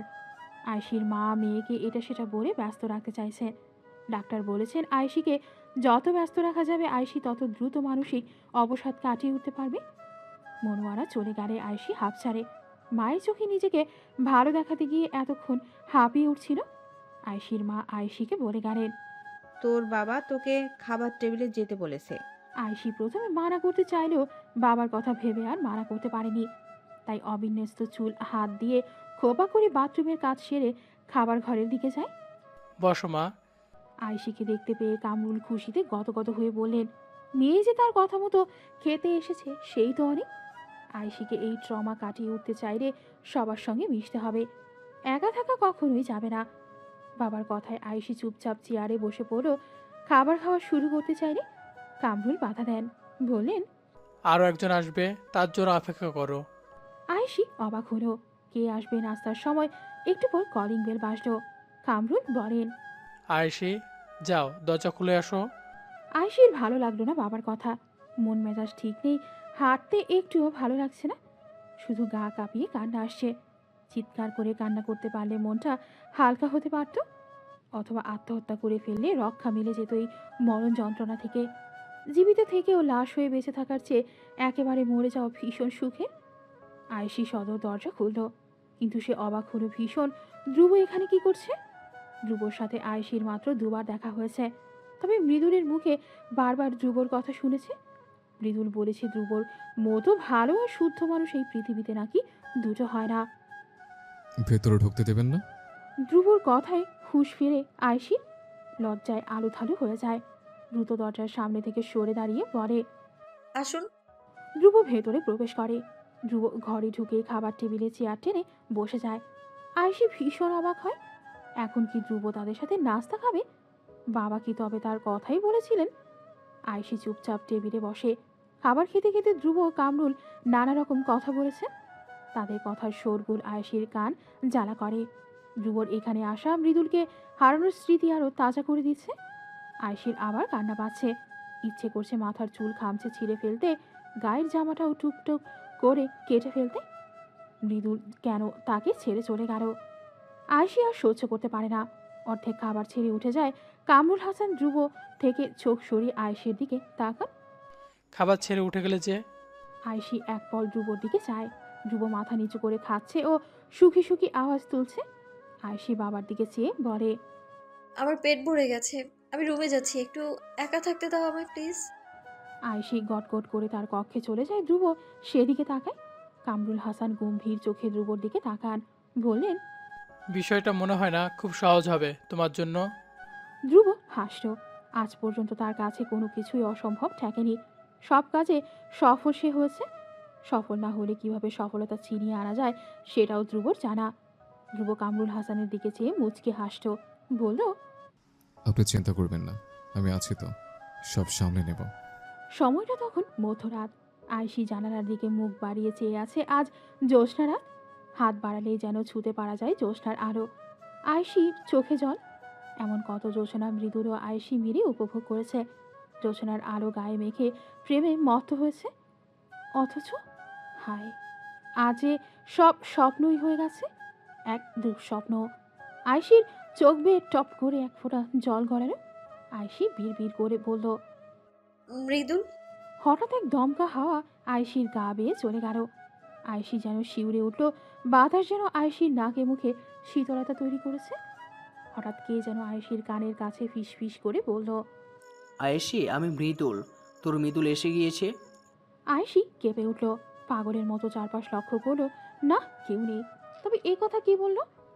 আয়শি স্পষ্ট শুনেছে কণ্ঠটা মৃদুলের ছিল, কিন্তু কোথায় মৃদুল? আয়েশি, আমি তোকে নিতে এসেছি। যাবি না আমার সাথে? আবার সেই গা হিম করা কণ্ঠ। আয়শি পাগল হয়ে গেল, চিৎকার করে বলল। মৃদুল কোথায় তুই? আমার সামনে আয়। সেই কণ্ঠ উচ্চস্বরে হেসে উঠল। হা হা পাগলের মতো হাসছে, আবার কেঁদে উঠল, আবার হাসছে, আবার কাঁদছে। সম্পূর্ণ ঘর যেন ভূতের ঘরের মতোই গা ছমছমে লাগছে। আয়শি ভয় পেল, মাথা চক্কর দিয়ে উঠল। এত শব্দের ভিড়ে আয়শি নিজেকে হারিয়ে ফেলল। একসময় জ্ঞান হারিয়ে মাটিতে লুটিয়ে পড়ে গেল আয়শি। ঘরময় তীব্র নিকোটিনের গন্ধ। ধোয়ার গন্ধে পাকস্থলী যেন গুলিয়ে আসে। ওসমান নেহাত ভদ্রলোক হওয়ায় নিকোটিন ছুঁয়ে দেখে না, কিন্তু ধ্রুবর কারণে ইচ্ছে থাকা না সত্ত্বেও নিকোটিনের ধোঁয়া গিলতে হয়। ধ্রুব ল্যাপটপের সামনে বসে আছে, ঠোঁটে বাঁকা হাসি, চোখে উজ্জ্বলতা, গায়ে জড়িয়ে থাকা ফকফকা সাদা বাথরুম যা হাঁটু অবধি এসে থেমে গেছে। হাঁটুর নিচে দৃশ্যমান রোমশ ত্বক। ধ্রুব সোফায় হেলান দিয়ে বসলো, দুহাত দুদিকে ছড়িয়ে সোফার হাতড়ে রেখে তাকালো ওসমানের দিকে। ওসমান মাথা নত করে কিছু একটা ভাবছে। ধ্রুব বলল। কি ব্যাপার ওসমান, কিছু নিয়ে টেন্সড? ওসমান জিব্বা দিয়ে ঠোঁট ভেজালো, কিছুটা জড়তা নিয়ে বলল। আসলে তেমন কিছু না স্যার। আরে বলো বলো, আজ মনটা ভালো, যা চাইবে তাই পাবে। সময় থাকতে সুযোগটা লুফে নাও। ওসমান এবার খানিক সহজ হলো, হাতের ওপর হাত রেখে ঘষছে। ওসমান বলল। স্যার, সামনের সপ্তাহে পর আমার মেয়ের বিয়ে, তাই ছুটি। ওসমানের কথা আটকে গেল ধ্রুবর তীক্ষ্ণ শকুনি নজরে। ভ্রু দুটি ভাঁজ হয়ে গেছে, যেন চোখের পাতায় নেমে এসেছে। ওসমানের আর কথা বাড়ানোর সাহস হলো না। কথাগুলো গলাধকরণ করে নিশ্চুপ চিত্তে মাথা নত করে নিল। ধ্রুব কণ্ঠের তীক্ষ্ণতা ঢেরে ঘোষণা করল। মেয়ের বিয়ের জন্য টাকাটাই হলো মেইন। টাকা ছাড়া আজকাল ভিখারিও বিয়ে করতে চায় না। তুমি এত বছর ধরে আমার সাথে আছো, তাই তোমায় একটুখানি দয়া করাই যায়। সময় মতো টাকা পৌঁছে যাবে তোমার ব্যাংক অ্যাকাউন্টে। ওসমান ছলছল চোখে মাথা নত করে রইল। টাকাই কি দুনিয়ার সব? তার স্ত্রী কতদিন ধরে বলছে তাদের একটু সময় দিতে, অন্তত মেয়ের বিয়েতে স্ত্রী ছেলে মেয়ের সাথে থাকতে। টাকার অভাব সে কখনোই করেনি। ধ্রুব তাকে মাসে অনেক টাকা দেয়, কিন্তু প্রিয়জনের সাথে কাটানো মুহূর্ত কি টাকা দিয়ে কেনা যায়? ওসমানের চোখ বেয়ে টপ করে এক ফোঁটা জল গড়ালো। ধ্রুব ওসমানের দিকে তাকালো না, বরং ল্যাপটপের স্ক্রিনে ভাসমান আয়েশির ঘুমন্ত চেহারা দেখে চোখে তৃষ্ণা মেটাচ্ছে। আর কিসের অপেক্ষা? এবার তার আদরের রক্ত জবাকে নিজের কাছে বন্দি করার সময় হয়ে গেছে। অনেক তো হলোই ছল চাতুরি, এবার না হয় জড়তার সুতো ছিঁড়ে যাক, অনুভূতিগুলো আড়াল ছেড়ে বেরিয়ে আসুক, সম্পর্ক দড়ি মজবুত হোক। খোঁচা খোঁচা দাড়ি ভর্তি থুতনিতে আঙুল ঘষে কিছু একটা চিন্তা করলো ধ্রুব। অতপর ফিক করে হেসে ফেললো। ধ্রুবর আচমকা হাসির শব্দে ওসমান অবাক হলো, ধ্রুবর দিকে প্রশ্নবোধক দৃষ্টিতে তাকালো। ধ্রুব ল্যাপটপের দিকে চেয়ে বলল। আমার রক্ত জোয়ার ভাই কোথায় চাকরি করো ওসমান? ওসমান শিউরে উঠল, আতঙ্কে বুক ভেসে গেল। এখন কি তবে আরেকটা ফুলের মতো জীবন ছড়তে যাচ্ছে? ওসমান চুপ করে গেল। উত্তর না পেয়ে ধ্রুব বড় বিরক্ত হলো, ভ্রু কুঁচকে এলো, ধমকে বলল। চুপ কেন, উত্তর দাও। ওসমান কম্পিত কণ্ঠে বলে। একটি প্রাইভেট কোম্পানিতে। তার বাবু তো রিটায়ার্ড, তাই না? আপ হ্যাঁ স্যার। That's good. ধ্রুব পুনরায় ল্যাপটপে চোখ রাখল। আয়েশির স্কার্ট বোটে হাঁটুর উপর চলে এসেছে, টপসো কোমর থেকে সরে গেছে, কাপড় উল্টে পাল্টে বিচ্ছিরি লাগছে দেখতে। এই মুহূর্তে আয়েশিকে ভীষণ আবেদনময়ী লাগছে। ধ্রুব ল্যাপটপের উপর দিয়ে আয়েশির উন্মুক্ত কোমরে হাত রাখল। সঙ্গে সঙ্গে তার সারা অঙ্গে কাঁপন ধরল, চোখ বুঝে গেল। মেয়েটার শরীরে কি বিদ্যুৎ খেলে? কি ভয়ঙ্কর! আয়েশির শরীরের স্পর্শে ধ্রুবর লোম শিহরণে যেন চলসে যায়। ধ্রুব চোখ বুঝে মিনমিন করে বলে, the time has come, flower candy. বন্দি হওয়ার জন্য অপেক্ষা করো রক্তজবা। আর মাত্র কয়েকদিন, যত পারো উড়ে নাও। পাখনা কাটার জন্য আমি আসছি।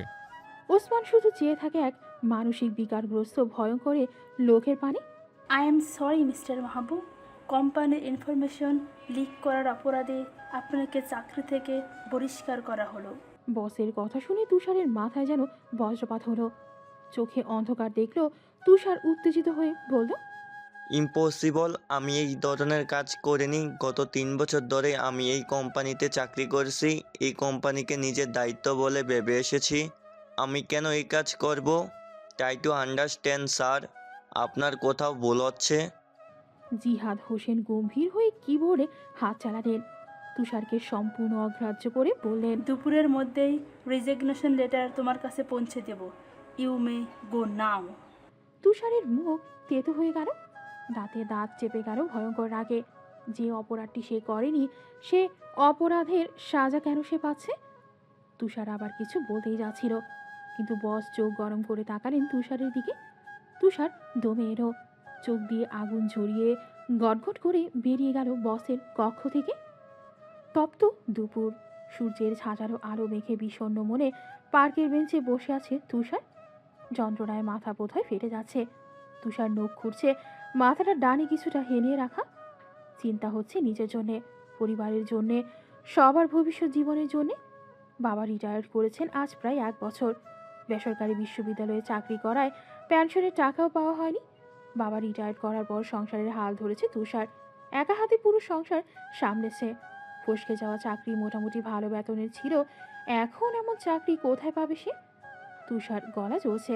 পানি খেতে পেলে ভালো লাগতো। চেনা কণ্ঠ শুনে তুষার মাথা তুলে তাকালো। ধ্রুব দাঁড়িয়ে আছে। ধ্রুবর হাতে মিনারেল ওয়াটার। তুষারের দিকে পানির বোতল এগিয়ে হাস্যোজ্জ্বল মুখে চেয়ে আছে। তুমি এখানে? অফিস থেকে ফিরছিলাম, এই রাস্তা দিয়ে যাওয়ার পথে আপনার দিকে চোখ গেল। গোমরামুখী বসে আছেন, তাই দেখতে এলাম। তুষার হাফ ছাড়ো। পানির বোতল হাতে নিয়ে কয়েক ঢোক পানি খেয়ে বোতলের ছিপি আটকালো। ধ্রুব তুষারের পাশে বসলো। কিছুক্ষণ দুজনের মধ্যে কোনো কথা হলো না। তুষার নিশ্চুপ বসে আছে। ধ্রুব সময় দিচ্ছে তুষারকে। ভেবেছিল তুষার হয়তো নিজ থেকে বলবে, অথচ তুষার কিছু বলছে না। তাই ধ্রুব নিজ থেকে কথা বাড়ালো। কিছুকে নিয়ে টেন্সড? তুষার কিছুক্ষণ চুপ থাকলো, অতঃপর দীর্ঘশ্বাস ফেললো। ধ্রুব বলল, একটা কথা জানেন, দুঃখ আর দীর্ঘশ্বাস দুজন ভাই ভাই। তারা আমাদের জীবনে সবসময় একসঙ্গে তল বেঁধে আছে। আমাদের জীবনে যত বেশি দীর্ঘশ্বাস থাকবে, দুঃখ তত বেশি হবে। তাই আমাদের উচিত দীর্ঘশ্বাসকে আটকে রাখা, আর দুঃখের সাথে যুদ্ধ করে তাকে হারিয়ে দেওয়া। ধ্রুবর কথার ছলে তুষারকে গুমরা করলো। ধ্রুবর কথা হয়তো তুষারের মনে ধরলো। তুষার কিছুক্ষণ পর নিজে থেকে বলল, চাকরিটা হাতছাড়া হয়ে গেছে ধ্রুব, কি হবে এখন? আমি কিছু ভাবতে পারছি না, টেনশন হচ্ছে। ধ্রুব তুষারের অগোচরে মুচকি হাসল। লাইনে এসে গেছে। ধ্রুব এবার নিজের সাজানো নাটক শুরু করলো। তুষারের দিকে চেয়ে বলল, তো কি হয়েছে? একটা গেলে আরেকটা আসবে, এতে তো চিন্তার কি আছে? তুমি বুঝছো না, এই চাকরিটাই আমাদের বাদ দেয়। চাকরি চলে গেলে এত ভালো বেতনে চাকরি পাওয়া আমার জন্য মুশকিল হয়ে যাবে। আজকাল চাকরি পাওয়া খুব কঠিন। এই চাকরি অনেক কাঠগড় পুড়িয়ে পেয়েছিলাম, এটাও হাত ফসকে গেল। দূর। আর যদি আপনি এর থেকে ভালো বেতনে চাকরি পান, তবে আফসোস থাকবে। তুষার ভীষণ অবাক হলো। চোখ তুলে চেয়ে রইল ধ্রুবর দিকে। বলল, কিন্তু এখন হুট করে এমন চাকরি কোথায় পাবো? আমার অফিসে একটা পোস্ট খালি করব। এখানকার ম্যানেজার খুব লোভী। ফাঁকফোকর পেলে তাকে চুরি থেকে শুরু করে ইনফরমেশন লিক করে। অনেকদিন ধরে ভাবছি তাকে পাল্টে দেব, তবে ভালো যোগ্যতা সম্পন্ন ম্যানেজার পাচ্ছিলাম না। এখন যেহেতু তুমি আছো, তবে তুমি না হয় দায়িত্বটা নাও। 1 মাস চাকরি করো, তোমার কাজ থেকে তোমার গদি পাকাপোক্ত করা হবে। জানো তো, আমি কাজের ব্যাপারে কখনো কম্প্রোমাইজ করি না। কি বলো?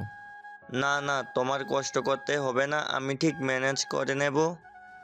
আপনি আমার বড় ভাইয়ের মতো। আপনার বিপদে সাহায্য করা আমার কাছে আনন্দের। তবে ভাববেন না দয়া করছে, আমি আসলে একজন বিশ্বস্ত ম্যানেজারকে খুঁজছি। আর আমি জানি আপনি আমার কোম্পানিকে নিজের মনে করে কাজটি করবেন। আমি আপনাকে ভরসা করি। ধ্রুবর কথা একেবারে ফেলে দেওয়া যাচ্ছে না। তুষার কিছুক্ষণ ভাবল, চাকরিটা কি তার নেওয়া ঠিক হবে? এই চাকরি গ্রহণ করলে ধ্রুবর দয়ার নিচে কি তারা দমে থাকবে? ধ্রুব বেঞ্চে হেলান দিয়ে বসে আছে, ঠোঁটে মুচকি হাসি। সে জানে তুষার রাজি হবে, হাতি কাদায় পড়লে চামচিকাও লাথি মারে। তুষারের বিষয়টা খানিক এমন, রাজি না হয়ে তুষারের হাতে আর কোনো উপায় রাখেনি ধ্রুব। তুষার কিছুক্ষণ ভাবল, মা বাবা বোনের চেহারা চোখে ভেসে উঠল। তুষার চাকরি না করলে তারা খাবে কি?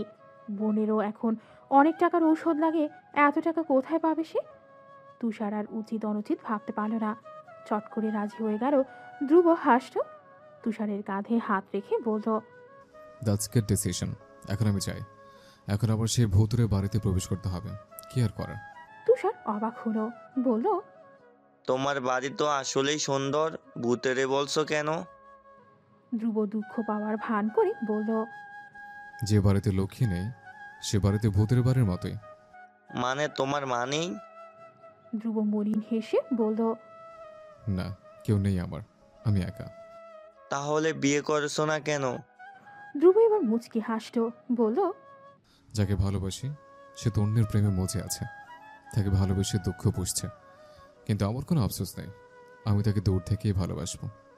তুষার হয়তো কিছু একটা আন্দাজ করতে পারল। বাবার কাছে বিষয়টা শুনেছে সে। সে ভ্রু কুচকে বলল, তুমি কি আইসুর কথা বলছো? ধ্রুব মলিন হেসে দীর্ঘশ্বাস ফেলল। তুষার অবাক হলো, কি করবে ভেবে পেল না। আয়সি কি কখনো রাজি হবে ধ্রুবকে বিয়ে করতে? মৃদুলকে আয়সি এখনো অনেক ভালোবাসে। মৃদুলের জায়গা ধ্রুবকে কি দিয়ে দিতে পারবে আয়সি? কিন্তু ধ্রুব তাদের পরিবারের এত সাহায্য করছে, তার একটা আশা কি তারা পূরণ করতে পারবে না? তাছাড়া ধ্রুব আয়সিকে ভালোবাসে। আয়সি ধ্রুবর সংস্পর্শে এলে দ্রুত সুস্থ হবে, একসময় মৃদুলকে ভুলতে সক্ষমও হতে পারে। তুষার চিন্তায় পড়ে গেল, ধ্রুবকে বিদায় জানিয়ে বাসার উদ্দেশ্যে পা বাড়ালো। দেখা যাক কি করা যায়। ধ্রুব পায়ের উপর পা তুলে আরাম করে বসল, দুহাত বেঞ্চের হাতলে ছড়িয়ে দিয়ে বাবু সাজল। রহস্যময় হেসে বলল, সঠিক জায়গায় ঢিল মেরে দিয়েছে, বাকি কাজটাই বোকা কুকুরটাই, সরি, শালা মশাই করে দেবে। এভাবেই তোদের মতো চুনোপুটিদের একে একে হাত করব, তারপর একদিন চুপ করে রাঘব বলকে খাঁচায় পরে নেব, তারপর তারপর সব ফিনিশড। তুষার পড়ার টেবিলে মাথা ঝুঁকে বসে আছে। আজকে বিকেলের কথা চিন্তা করছে। একটু পর তুষারের মা এক কাপ চা এনে তুষারের ঘরে প্রবেশ করেন। তুষার, তোর চা বিস্কুট লাগবে? না লাগবে না, কাপ টেবিলের উপর রেখে যাও। তুষারের মা চলে যাওয়ার জন্য পা বাড়ালেন, তবে পেছন ডাকলো তুষার, বলল, মা আইসিকে ডেকে দাও তো, কথা আছে ওর সঙ্গে। ডেকে দিচ্ছি। 5 মিনিট পর আয়সি তুষারের ঘরে এলো, বলল, ভাই ডেকেছিলে? তুষার চোখ তুলে তাকালো আয়সির দিকে। এই কদিনে নিজের একই অবস্থা করে ফেলেছে আয়সি। যে মেয়েটা 2 দিন পর পর নিজের ত্বকের যত্ন নিত, তার চোখের নিচে আজ 2 ইঞ্চি জুড়ে ডার্ক সার্কেল। হাতে পায়ের নখ কাটেনি কয়দিন হলো। শরীরের দিকে বিন্দুমাত্র নজর নেই। বোনের এহেন করুণ অবস্থা দেখে চোখে জল ভরে তুষারের। তুষার চেয়ার টেনে বলে, বস আমার পাশে। আয়সি বসে, গোমরা মুখে চেয়ে রয় মাটির দিকে। তুষার আলতো কণ্ঠে জিজ্ঞেস করে, মা বললো দুপুরে ভাত নাকি খাসনি, এমন করলে চলবে? কি বলার জন্য ডেকেছিলে? তুষার বুঝতে পারলো আয়সির খারাপ লাগছে। তুষার সোজা মূল কথায় আসে, বলে, মৃদুলকে ভোলার চেষ্টা কর বোন, আর কত এভাবে দুকে দুকে মরবি? আমার ত্বকে এভাবে ছন্নছাড়া হয়ে দেখতে ভালো লাগছে না, ভীষণ কষ্ট লাগছে। মৃদুলের নাম শুনে আয়সির চোখ ভিজে ওঠে, গলা আটকে আসে, নিঃশ্বাস বন্ধ হয়ে যায়, কথা বলতে পারে না। গলায় পাথর চাপে আয়সি কিছুটা কঠোর হয়ে বলে, মৃদুলকে ভোলার কথা কখনো বলবে না ভাই, আমার সহ্য হয় না। বলতে হবে বোন, অতীত আঁকড়ে কেউ কখনো বাঁচতে পারেনি, অতীতকে পিছনে ফেলে এগিয়ে যেতে হয় সবার, না হলে ভুলে থাকা যায় না। তুই ভালো থাক, এটা চাওয়া কি আমাদের জন্য খুব দোষের? আয়সি কিঞ্চিত হাসল, বলল, মৃদুল আমার কাছে কোনো কালো কিংবা জঘন্য অতীত নয় ভাই, যে তাকে ভুলে যাব আমি। মৃদুল আমার কাছে আমার জীবনের সবচেয়ে সুন্দর অতীত। সুন্দর জিনিস কখনো ভোলা যায় না। আমি মৃদুলকে ভুলতে চাইছি না ভাই। তুষার আরও কথা বলতে চায়, কিন্তু আয়সি চেয়ার ছেড়ে উঠে যায়। তুষারকে আর কথা বলতে না দিয়ে চুপ করে বেরিয়ে যায় তার ঘর থেকে। তুষার চেয়ে রয় শুধু আয়েশিকে ধ্রুবর কথা বলা যাবে না, খেপে যাবে। এর চেয়ে ভালো বাবা মা সবাইকে বলে আয়েশির সাথে কথা বলতে হবে। সবাই মিলে আয়েশিকে বোঝালে নিশ্চয়ই সে মানা করতে পারবে না। আগামীকালই বাবার সাথে তুষার কথা বলবে। কামরুল হাসান শোবার ঘরে গুরুত্বপূর্ণ সভা রেখেছেন। বাবার নির্দেশ মতো ঘরের সবাই কামরুল হাসানের ঘরে এসেছেন। মা, একটা কথা কি জানো, ছোটবেলা থেকে তোমাদের সব আবদার আমার কাছে ভীষণ প্রিয় ছিল। আমাদের মধ্যবিত্ত সংসার, মাস শেষে যা হাতে আসতো তাই দিয়ে টেনে টুনে সংসার চলতো, কিন্তু কোনোদিনই তোমাদের কোনো আবদার অপূর্ণ রাখিনি। আজ আমি তোমার কাছে একটা আবদার করব, রাখবে? আয়েশি বিস্মিত হলো। বাবার কথার অর্থ বোধগম্য হলো না। আয়েশি ফ্যাল চোখে বাবার দিকে তাকালো। কামরুল আবার শুধালেন। কি মা, রাখবে বাবার আবদারটা? আয়েশি বাবার চোখে চোখ রাখলো। বাবার ভরার চোখে স্পষ্ট কাতরতা। বাবা কি দুঃখ পাচ্ছেন? বাবা দুঃখ পেলে আয়েশির একটুও ভালো লাগে না। তাই আয়েশি অকপটে বলল। রাখবো বাবা। কামরুল হাসান কিছুটা গম্ভীর হলেন। আজ নিজেকে মেয়ের কাছে নিজেকে ছোট মনে হচ্ছে, কিন্তু বাবা হিসেবে তিনি যে বড্ড স্বার্থপর। মেয়ের ভালোর জন্য তিনি সবকিছু করতে পারেন। কামরুল কিছুক্ষণ থেমে মুখ ভরে নিঃশ্বাস পড়লেন, অতপর ভরাট কণ্ঠে জানালেন তার আবদার। তুমি ধ্রুবকে বিয়ে করে নাও। এই আবদার আমি রাখতে পারবো না। আমি মৃদুলের জায়গায় কাউকে বসাতে পারবো না বাবা, আমায় ক্ষমা করো। কামরুল হাসান দীর্ঘশ্বাস ফেললেন। তিনি জানতেন আয়েশি এমন কিছুই বলবে, তবে শেষ চেষ্টা করতে দোষ কোথায়? কামরুল হাসান বলেন। মারে, আমরা কেউ অমর নই। আমাদের সবাইকে একদিন মরতে হবে। তাই বলে আমাদের কি জীবন থেমে থাকবে? জীবন স্রোতের ন্যায় বয়ে যায়। তোমার নিজেকে সামলাতে শিখতে হবে। এভাবে ঘরকোনা হলে তুমি বাঁচতে পারবে না। আর মৃত্যু কখনো কোনো সমাধান হতে পারে না। ধ্রুব খুব ভালো ছেলে, আমি জানি ও তোমাকে সুখে রাখবে। একবার বাবাকে ভরসা করো। কামরুল হাসান কথা বলছেন, তার চোখে জল জমেছে। কথার শেষ প্রান্তে এসে এক ফোঁটা জল টপ করে গড়িয়ে পড়ল চোখ বেয়ে। আয়েশি নিশ্চুপ হয়ে চেয়ে দেখছে বাবাকে। বাবাকে কখনো কাঁদতে দেখেনি আয়েশি। আমায় ক্ষমা করো বাবা, আমি তোমার এই আবদার রাখতে পারবো না। আমি খুব খারাপ সন্তান, তাই না? তুমি আমাকে আর ভালোবেসো না। তোমার ভালোবাসা আদর কোনো কিছুর যোগ্য আমি নই। আমি খুব খারাপ, খুব খারাপ আমি। আয়েশি ধপাধপ পা ফেলে নিজের ঘরে চলে এলো। ঘরে প্রবেশ করেই দরজা বন্ধ করে দিল। বিছানায় উপুর হয়ে শুয়ে বালিশে মুখ গুজে অশ্রু বিসর্জন দিতে লাগলো। তার জীবনটা এমন না হলেও পারত। সে আর মৃদুল মিলে তাদের খুব সুন্দর এক সংসার হতে পারত। চড়ুই পাখির সংসার। আয়েশি হাউমাউ করে কাঁদতে লাগলো। বাবাকে কষ্ট দিয়েছে সে। আয়েশি কান্না করতে করতে ক্লান্ত আয়েশি সেখানেই ঘুমিয়ে গেল। চোখ খুলল দরজায় কড়াঘাতের শব্দে। মা বারবার কড়াঘাত করছেন দরজায়। শব্দ করে আয়েশিকে ডেকে যাচ্ছেন দরজার ওপাশ হতে। আয়েশি দ্রুত উঠে দরজা খুলে দিল। আয়েশির মা হাউমাউ করে কাঁদতে কাঁদতে বললেন। আয়সি রে, তোর বাবা কেমন যেন করছে, হাত পা ঠান্ডা হয়ে গেছে। আমার খুব ভয় করছে। জলদি তুষারকে একটা ফোন লাগা। মানুষটার হুট করে কি হয়ে গেল, ই আল্লাহ! আয়েশি হতভম্ব হয়ে গেল। মায়ের কান্না আজ আর কিছুই মাথায় প্রবেশ করছে না। সদ্য ঘুম থেকে উঠে এমন নিষ্ঠুর খবর শুনতে পেয়ে তার কান ভন ভন করছে। আয়েশি ঢোক গিলে বলল। শান্ত হও মা, আমি এক্ষুনি ফোন দিচ্ছি ভাইয়াকে। তুমি গিয়ে দ্রুত বোরকা পরো, বাবাকে হসপিটাল নিতে হবে। অপারেশন কক্ষে লাল বাতি জ্বলছে। আয়েশি চোখ ঘুরিয়ে অপারেশন কক্ষের দিকে তাকালো। বাবা এখনো বের হচ্ছে না কেন? আয়েশির গা মৃদুমন্দ কাঁপছে। ভয় হচ্ছে নিজের জীবনের আরও রিয়া ভরসাপূর্ণ বুক হারানো। আয়েশির কান্না পাচ্ছে, তবে সামলালো সে। মা বসে আছেন পাশে। আয়েশি নিজেকে ভেঙে না পড়তে দিয়ে মাকে আগলে নিল। বাবা ঠিক হয়ে যাবে মা, চিন্তা করো না। হ্যাঁ, আমি অফিসের লোকদের সাথে কথা বলে নিয়েছি। ওরা 2 দিন পর ডেট ফিক্স করে ফেলবে। করিডোর দিয়ে হেঁটে ধ্রুব ও তুষার এলো। ধ্রুবর কানে ফোন ধরে রাখা। কথা বলতে বলতে আয়েশির পাশে এসে দাঁড়ালো। তুষার মায়ের পাশে বসলো। ধ্রুব এর বসার আর জায়গা নেই। একটা মাত্র চেয়ার বাকি, সেটা আয়েশির পাশে। ধ্রুব অত শত ভাবল না, আয়েশির পাশের চেয়ারে বসে গেল। ধ্রুব ফোনে কথা বলছে। আয়েশির বিরক্ত লাগছে। সে কি বসার জন্য কোনো জায়গা পায়নি? খারাপ লোক। দেখে দেখে আয়েশির পাশে বসতে হলো। ধ্রুবর কাঁধ দিয়ে ফোন কানে ধরে রাখা। এক হাত দিয়ে কোকা কলার স্ট্রিপ খুললো। ধ্রুব কোকা কলার ক্যানটা আয়েশির দিকে বাড়িয়ে দিয়ে ইশারা করলো ধরানোর জন্য। আয়েশি নিল না, স্পষ্ট বলল। আমি খাবো না, আপনি খান। ধ্রুব রাগ নিয়ে তাকালো এবার। আয়েশি ভ্রু কুচকে তাকালো কিন্তু কিছু বলল না। ধ্রুব ফোনের ও পাশের লোককে বলল। 1 মিনিট হোল্ড করেন প্লিজ। ধ্রুব ফোন মিউট করে জোরপূর্বক আয়েশির হাতে ক্যান ধরিয়ে দিয়ে বলল। বেশি কথা না বলে খাও, ক্লান্ত দেখাচ্ছে তোমায়। আয়েশি তেলে বেগুনে জ্বলে উঠল। কি পেয়েছি কি এলো? আদিক্ষেতা দেখানো হচ্ছে। আদিক্ষেতা! আজ বাবার এই হার শুধুমাত্র এই লোকের জন্য, আর সে কিনা দরদ ভাগ করতে এসেছে। ছি! আয়েশি ইচ্ছে হলো ক্যান দিয়ে ধ্রুবর মাথাটা ঠাস করে ফাটিয়ে ফেলতে, কিন্তু মা তুষার ভাই পাশে থাকায় ব্যাপরোয়া ইচ্ছেকে ধপ করে গিলে ফেলতে হলো। ক্যান ফিরিয়ে দিতে চাইলে বাম পাশ হতে তুষার ধমক দিয়ে বলে। বারবার এমন করছিস কেন? ভালোভাবে দিচ্ছি, নিলে কি হয়? আয়েশি দাঁতে দাঁত খিচে বসে রইল। ধ্রুবর মুচকি মুচকি হাসছে। আয়েশি ভাঙচুর করা রাগ নিয়ে ছো দিয়ে ধ্রুবর থেকে কোকা কোলার ক্যান নিয়ে নিল।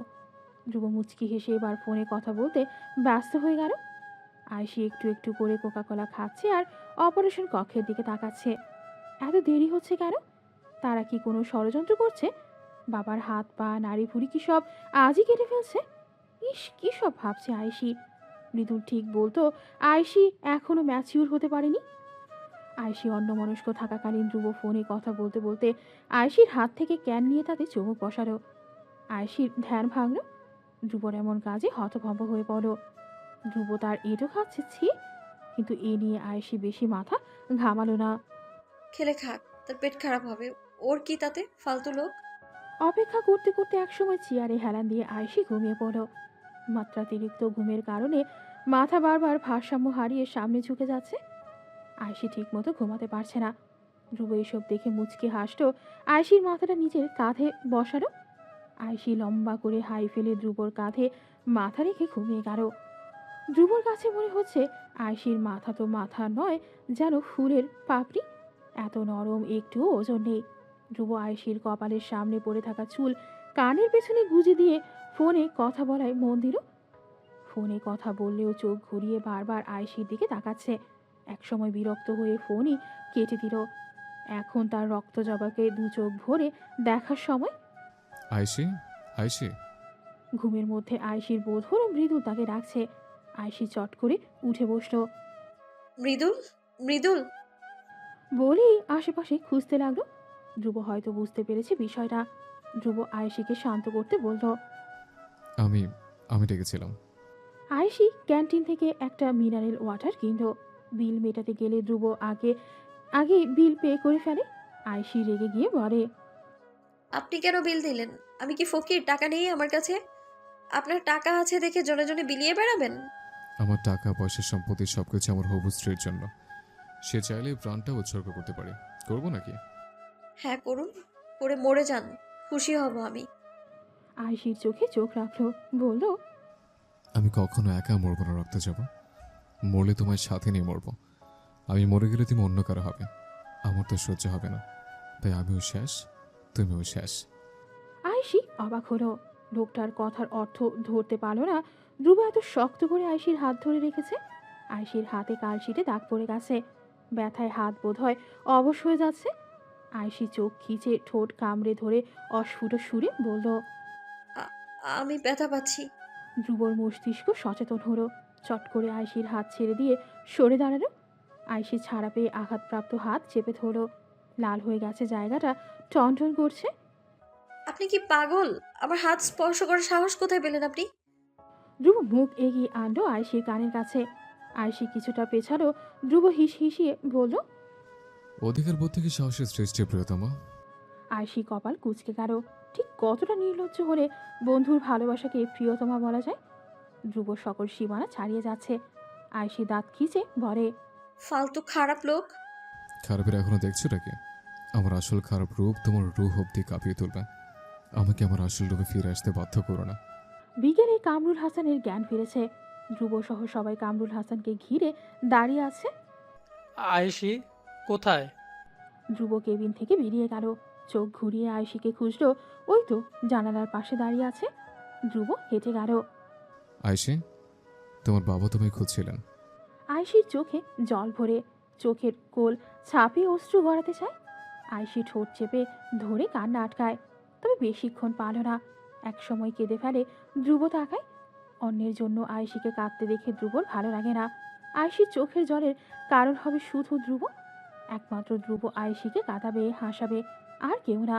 এমনকি আয়শির জন্মদাতা বাবাও না। কাঁদছো কেন এত? খুশিতে। আমার বাবা আমার কারণে হসপিটালে বেডে শুয়ে কাতরাচ্ছে, তাই আমার ভীষণ সুখ পাচ্ছে। এই সুখে মরে যেতে পারছি না আমি, তাই কাঁদছি। ধ্রুব পকেট থেকে টিস্যু নিয়ে এগিয়ে দেয় আয়শিটিকে। আয়শি নেয় না। ধ্রুব জোরপূর্বক টিস্যু হাতে ধরিয়ে দেয়, বলে, নাক মুছো, দেখতে বিশ্রী লাগছে। আমি বিশ্রী, কারণ আমার সৌন্দর্য বিয়ের দিনই আমার ছেড়ে চলে যাচ্ছে। বিশ্রী আমি না, বিশ্রী হলেন আপনি, যে কিনা বন্ধুর ভালোবাসাকে বিয়ে করার জন্য মরিয়া হয়ে যাচ্ছেন। আয়শি চলে গেল। ধ্রুব দাঁতে দাঁত খিচে দাঁড়িয়ে রইল। কত বড় সাহস! ধ্রুবকে বিশ্রী বলে গেল। কথাটা আয়শি না বলে যদি অন্য কেউ বলতো, ধ্রুব তার জিহ্বা টেনে ছিঁড়ে ফেলতো, ছুরির আঘাতে গা ঝাঁঝরা করে ফেলতো। তবে আফসোস, মেয়েটা আয়শি ছিল। ধ্রুবর চোখ রক্তিম হয়ে গেল। পা দিয়ে পাশে থাকা ফুলের টপকে লাথি দিয়ে নিচে ফেলে দিল। তবুও রাগ কমছে না। কাউকে ভয়ঙ্কর রকমের মারধর করতে পারলে রাগটা কমবে বোধ হয়। কামরুল হাসান মেয়ের মাথায় হাত বোলালেন, বললেন, কেঁদো না মা, আমি ঠিক আছি। এবার কি বিয়ের কথা তোলা উচিত তার? তার অসুস্থতার রেশ ধরে মেয়ে নিশ্চয়ই রাজি হয়ে যাবে। হ্যাঁ, স্বার্থপর হচ্ছেন তিনি। ছেলে মেয়ের ভালোর জন্য সব বাবাই স্বার্থপর হতে পারে। কামরুল হাসান মেয়ের মাথায় হাত বুলিয়ে বললেন, ধ্রুবকে বিয়ে করে ফেলা আয়সি, তোমাকে সুখে দেখলে আমি শান্তিতে মরতে পারবো। আয়শি চোখ থেকে টপ করে পানি গড়ায়। সবার আগে তার বাবা। বাবার কথা রাখতে না হয় নিজেই ভেতর ভেতর মরে গেল। কি ক্ষতি তাতে? বাবা তো ভালো থাকবে। বাবাকে ভালো রাখতে আয়শি সব করতে পারে, এমনকি নিজেকে মেরেও ফেলতে পারে। আয়শি ঠোঁট কামড়ে প্রচণ্ড কষ্ট নিয়ে বলে, তুমি যা বলবে আমি তাই করবো বাবা, তবু তুমি ভালো থেকো। কিছুক্ষণ পর কামরুল হাসানকে ঘুমের ইঞ্জেকশন দেওয়া হয়েছে। আপাতত তিনি ঘুমাচ্ছেন। আয়শি জানালায় মাথা ঠেকিয়ে দাঁড়িয়ে আছে, চোখ উপচে পড়ছে, জল করাচ্ছে। এ আর নতুন কি? সদাই হয়। মৃদুল মারা যাওয়ার পর আয়শি ঠিক মতো একবারও হেসেছে কিনা মনে পড়ে না। আয়শি, মায়ের কণ্ঠে পেছন ফিরে আয়শি। মনোয়ারার এক হাতে ভাঁজ করা জামদানির শাড়ি, অপর হাতে গয়নার বাক্স। মনোয়ারা হাতের সব বিছানার ওপর রাখলেন। গয়নার বাক্স খুলে তা ঠিক আছে কিনা পরখ করে বললেন, ধ্রুব এসেছে, তোকে নিয়ে একটু বেরুবে। আমি যাব না। তার এত শখ জাগছে কেন? সে কি জানে না আমার পরিস্থিতি কেমন? আস্তে কথা বল, ধ্রুব শুনবে। আয়শি আগের চেয়ে দ্বিগুণ শব্দ করে চেঁচায়, শুনে শুনুক, আমি কি ভয় পাই তাকে? সে কি শুরু করেছে? যখন যা মন চেয়েছে তাই করছে। কারণ ফিলিংসে কি কোনো দাম নেই তার কাছে? দেখ, কোনো অশান্তি করিস না। এমনিতেই তোর বাবার হাট ভালো না, তার মধ্যে এত অশান্তি সে নিতে পারবে না। ধ্রুব এসেছে, চুপচাপ তার সঙ্গে যা, একটু ঘুরে আয়, ভালো লাগবে। আয়শির মা খুব সুন্দর করে আয়শিকে নীল জামদানি শাড়ি পরিয়ে দিয়েছে। গলায় সরু সোনার চেন, কানে সাধারণ ঝুমকো।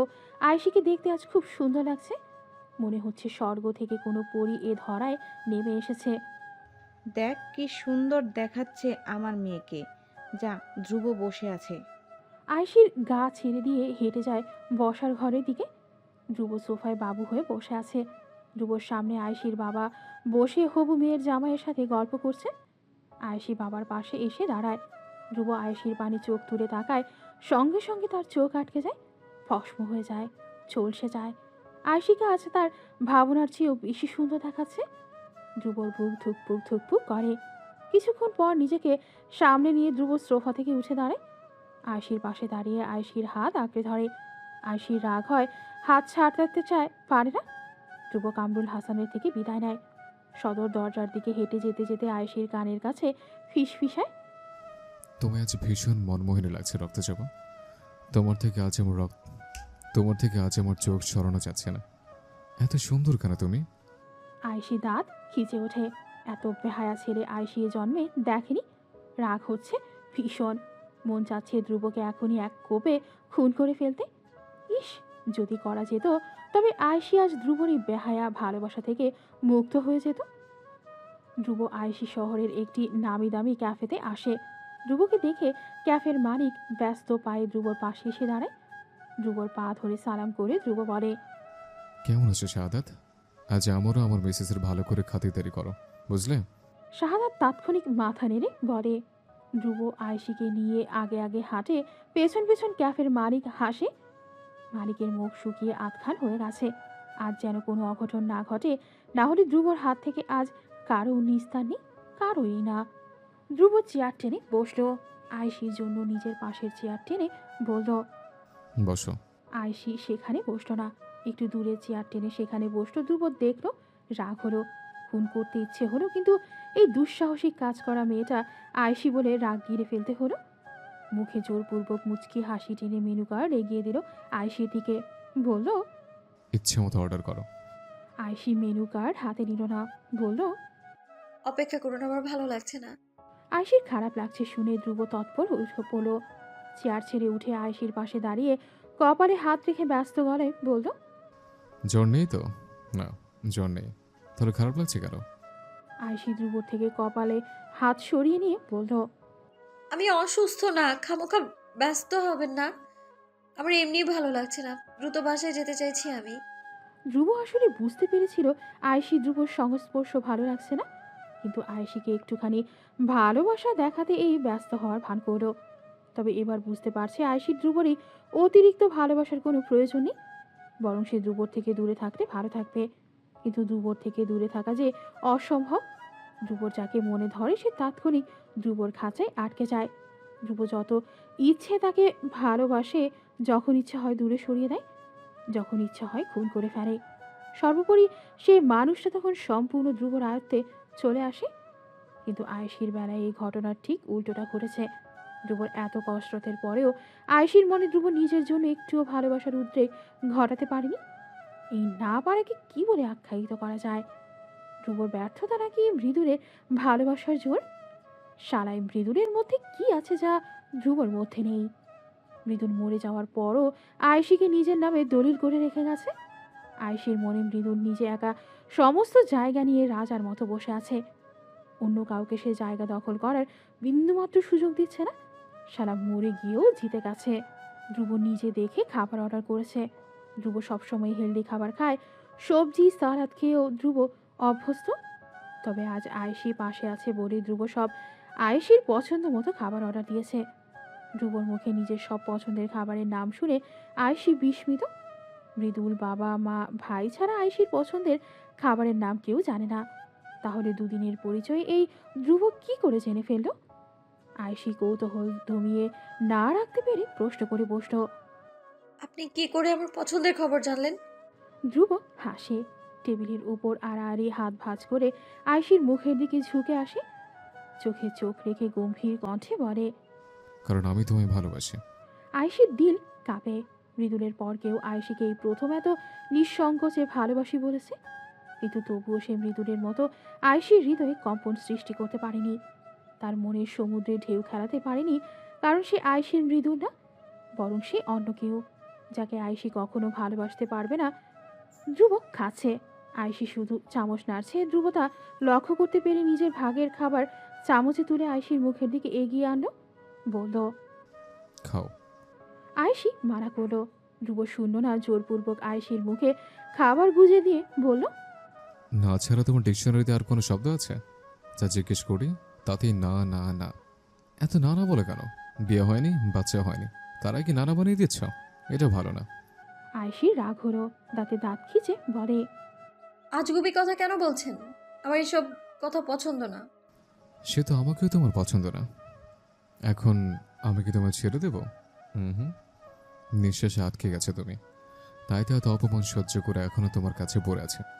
না হলে এই ধ্রুবর পেছনে হাজার হাজার মেয়ে ঘুরে। আয়েশি ভেঙায় বলে। তাহলে সেই মেয়েগুলোকে ধরে ধরে বিয়ে করে ফেলুন। আমার পেছনে পড়ে আছেন কেন? ধ্রুব হাসে, পুনরায় আরো এক চামচ খাবার আয়েশির মুখে জোরপূর্বক গুজে দিয়ে বলে। কারণ সেই একই, সেই মেয়েগুলোকে আমি ভালোবাসি না, তোমায় ভালোবাসি। আয়েশি কথা বলে না, রাগ নিয়ে চুপ করে খাবার গিলে। ধ্রুবর মুখে ভালোবাসি শব্দ শুনে আয়েশির কানে জ্বালা ধরে, পোকা কিলবিল করে, মরে যেতে ইচ্ছে হয়। যে কান মৃদুল ব্যতীত অন্য কারো মুখে ভালোবাসি শুনে সে কানকে ছুরি দিয়ে কেটে ঝাঁঝরা করে ফেলতে ইচ্ছে হয়।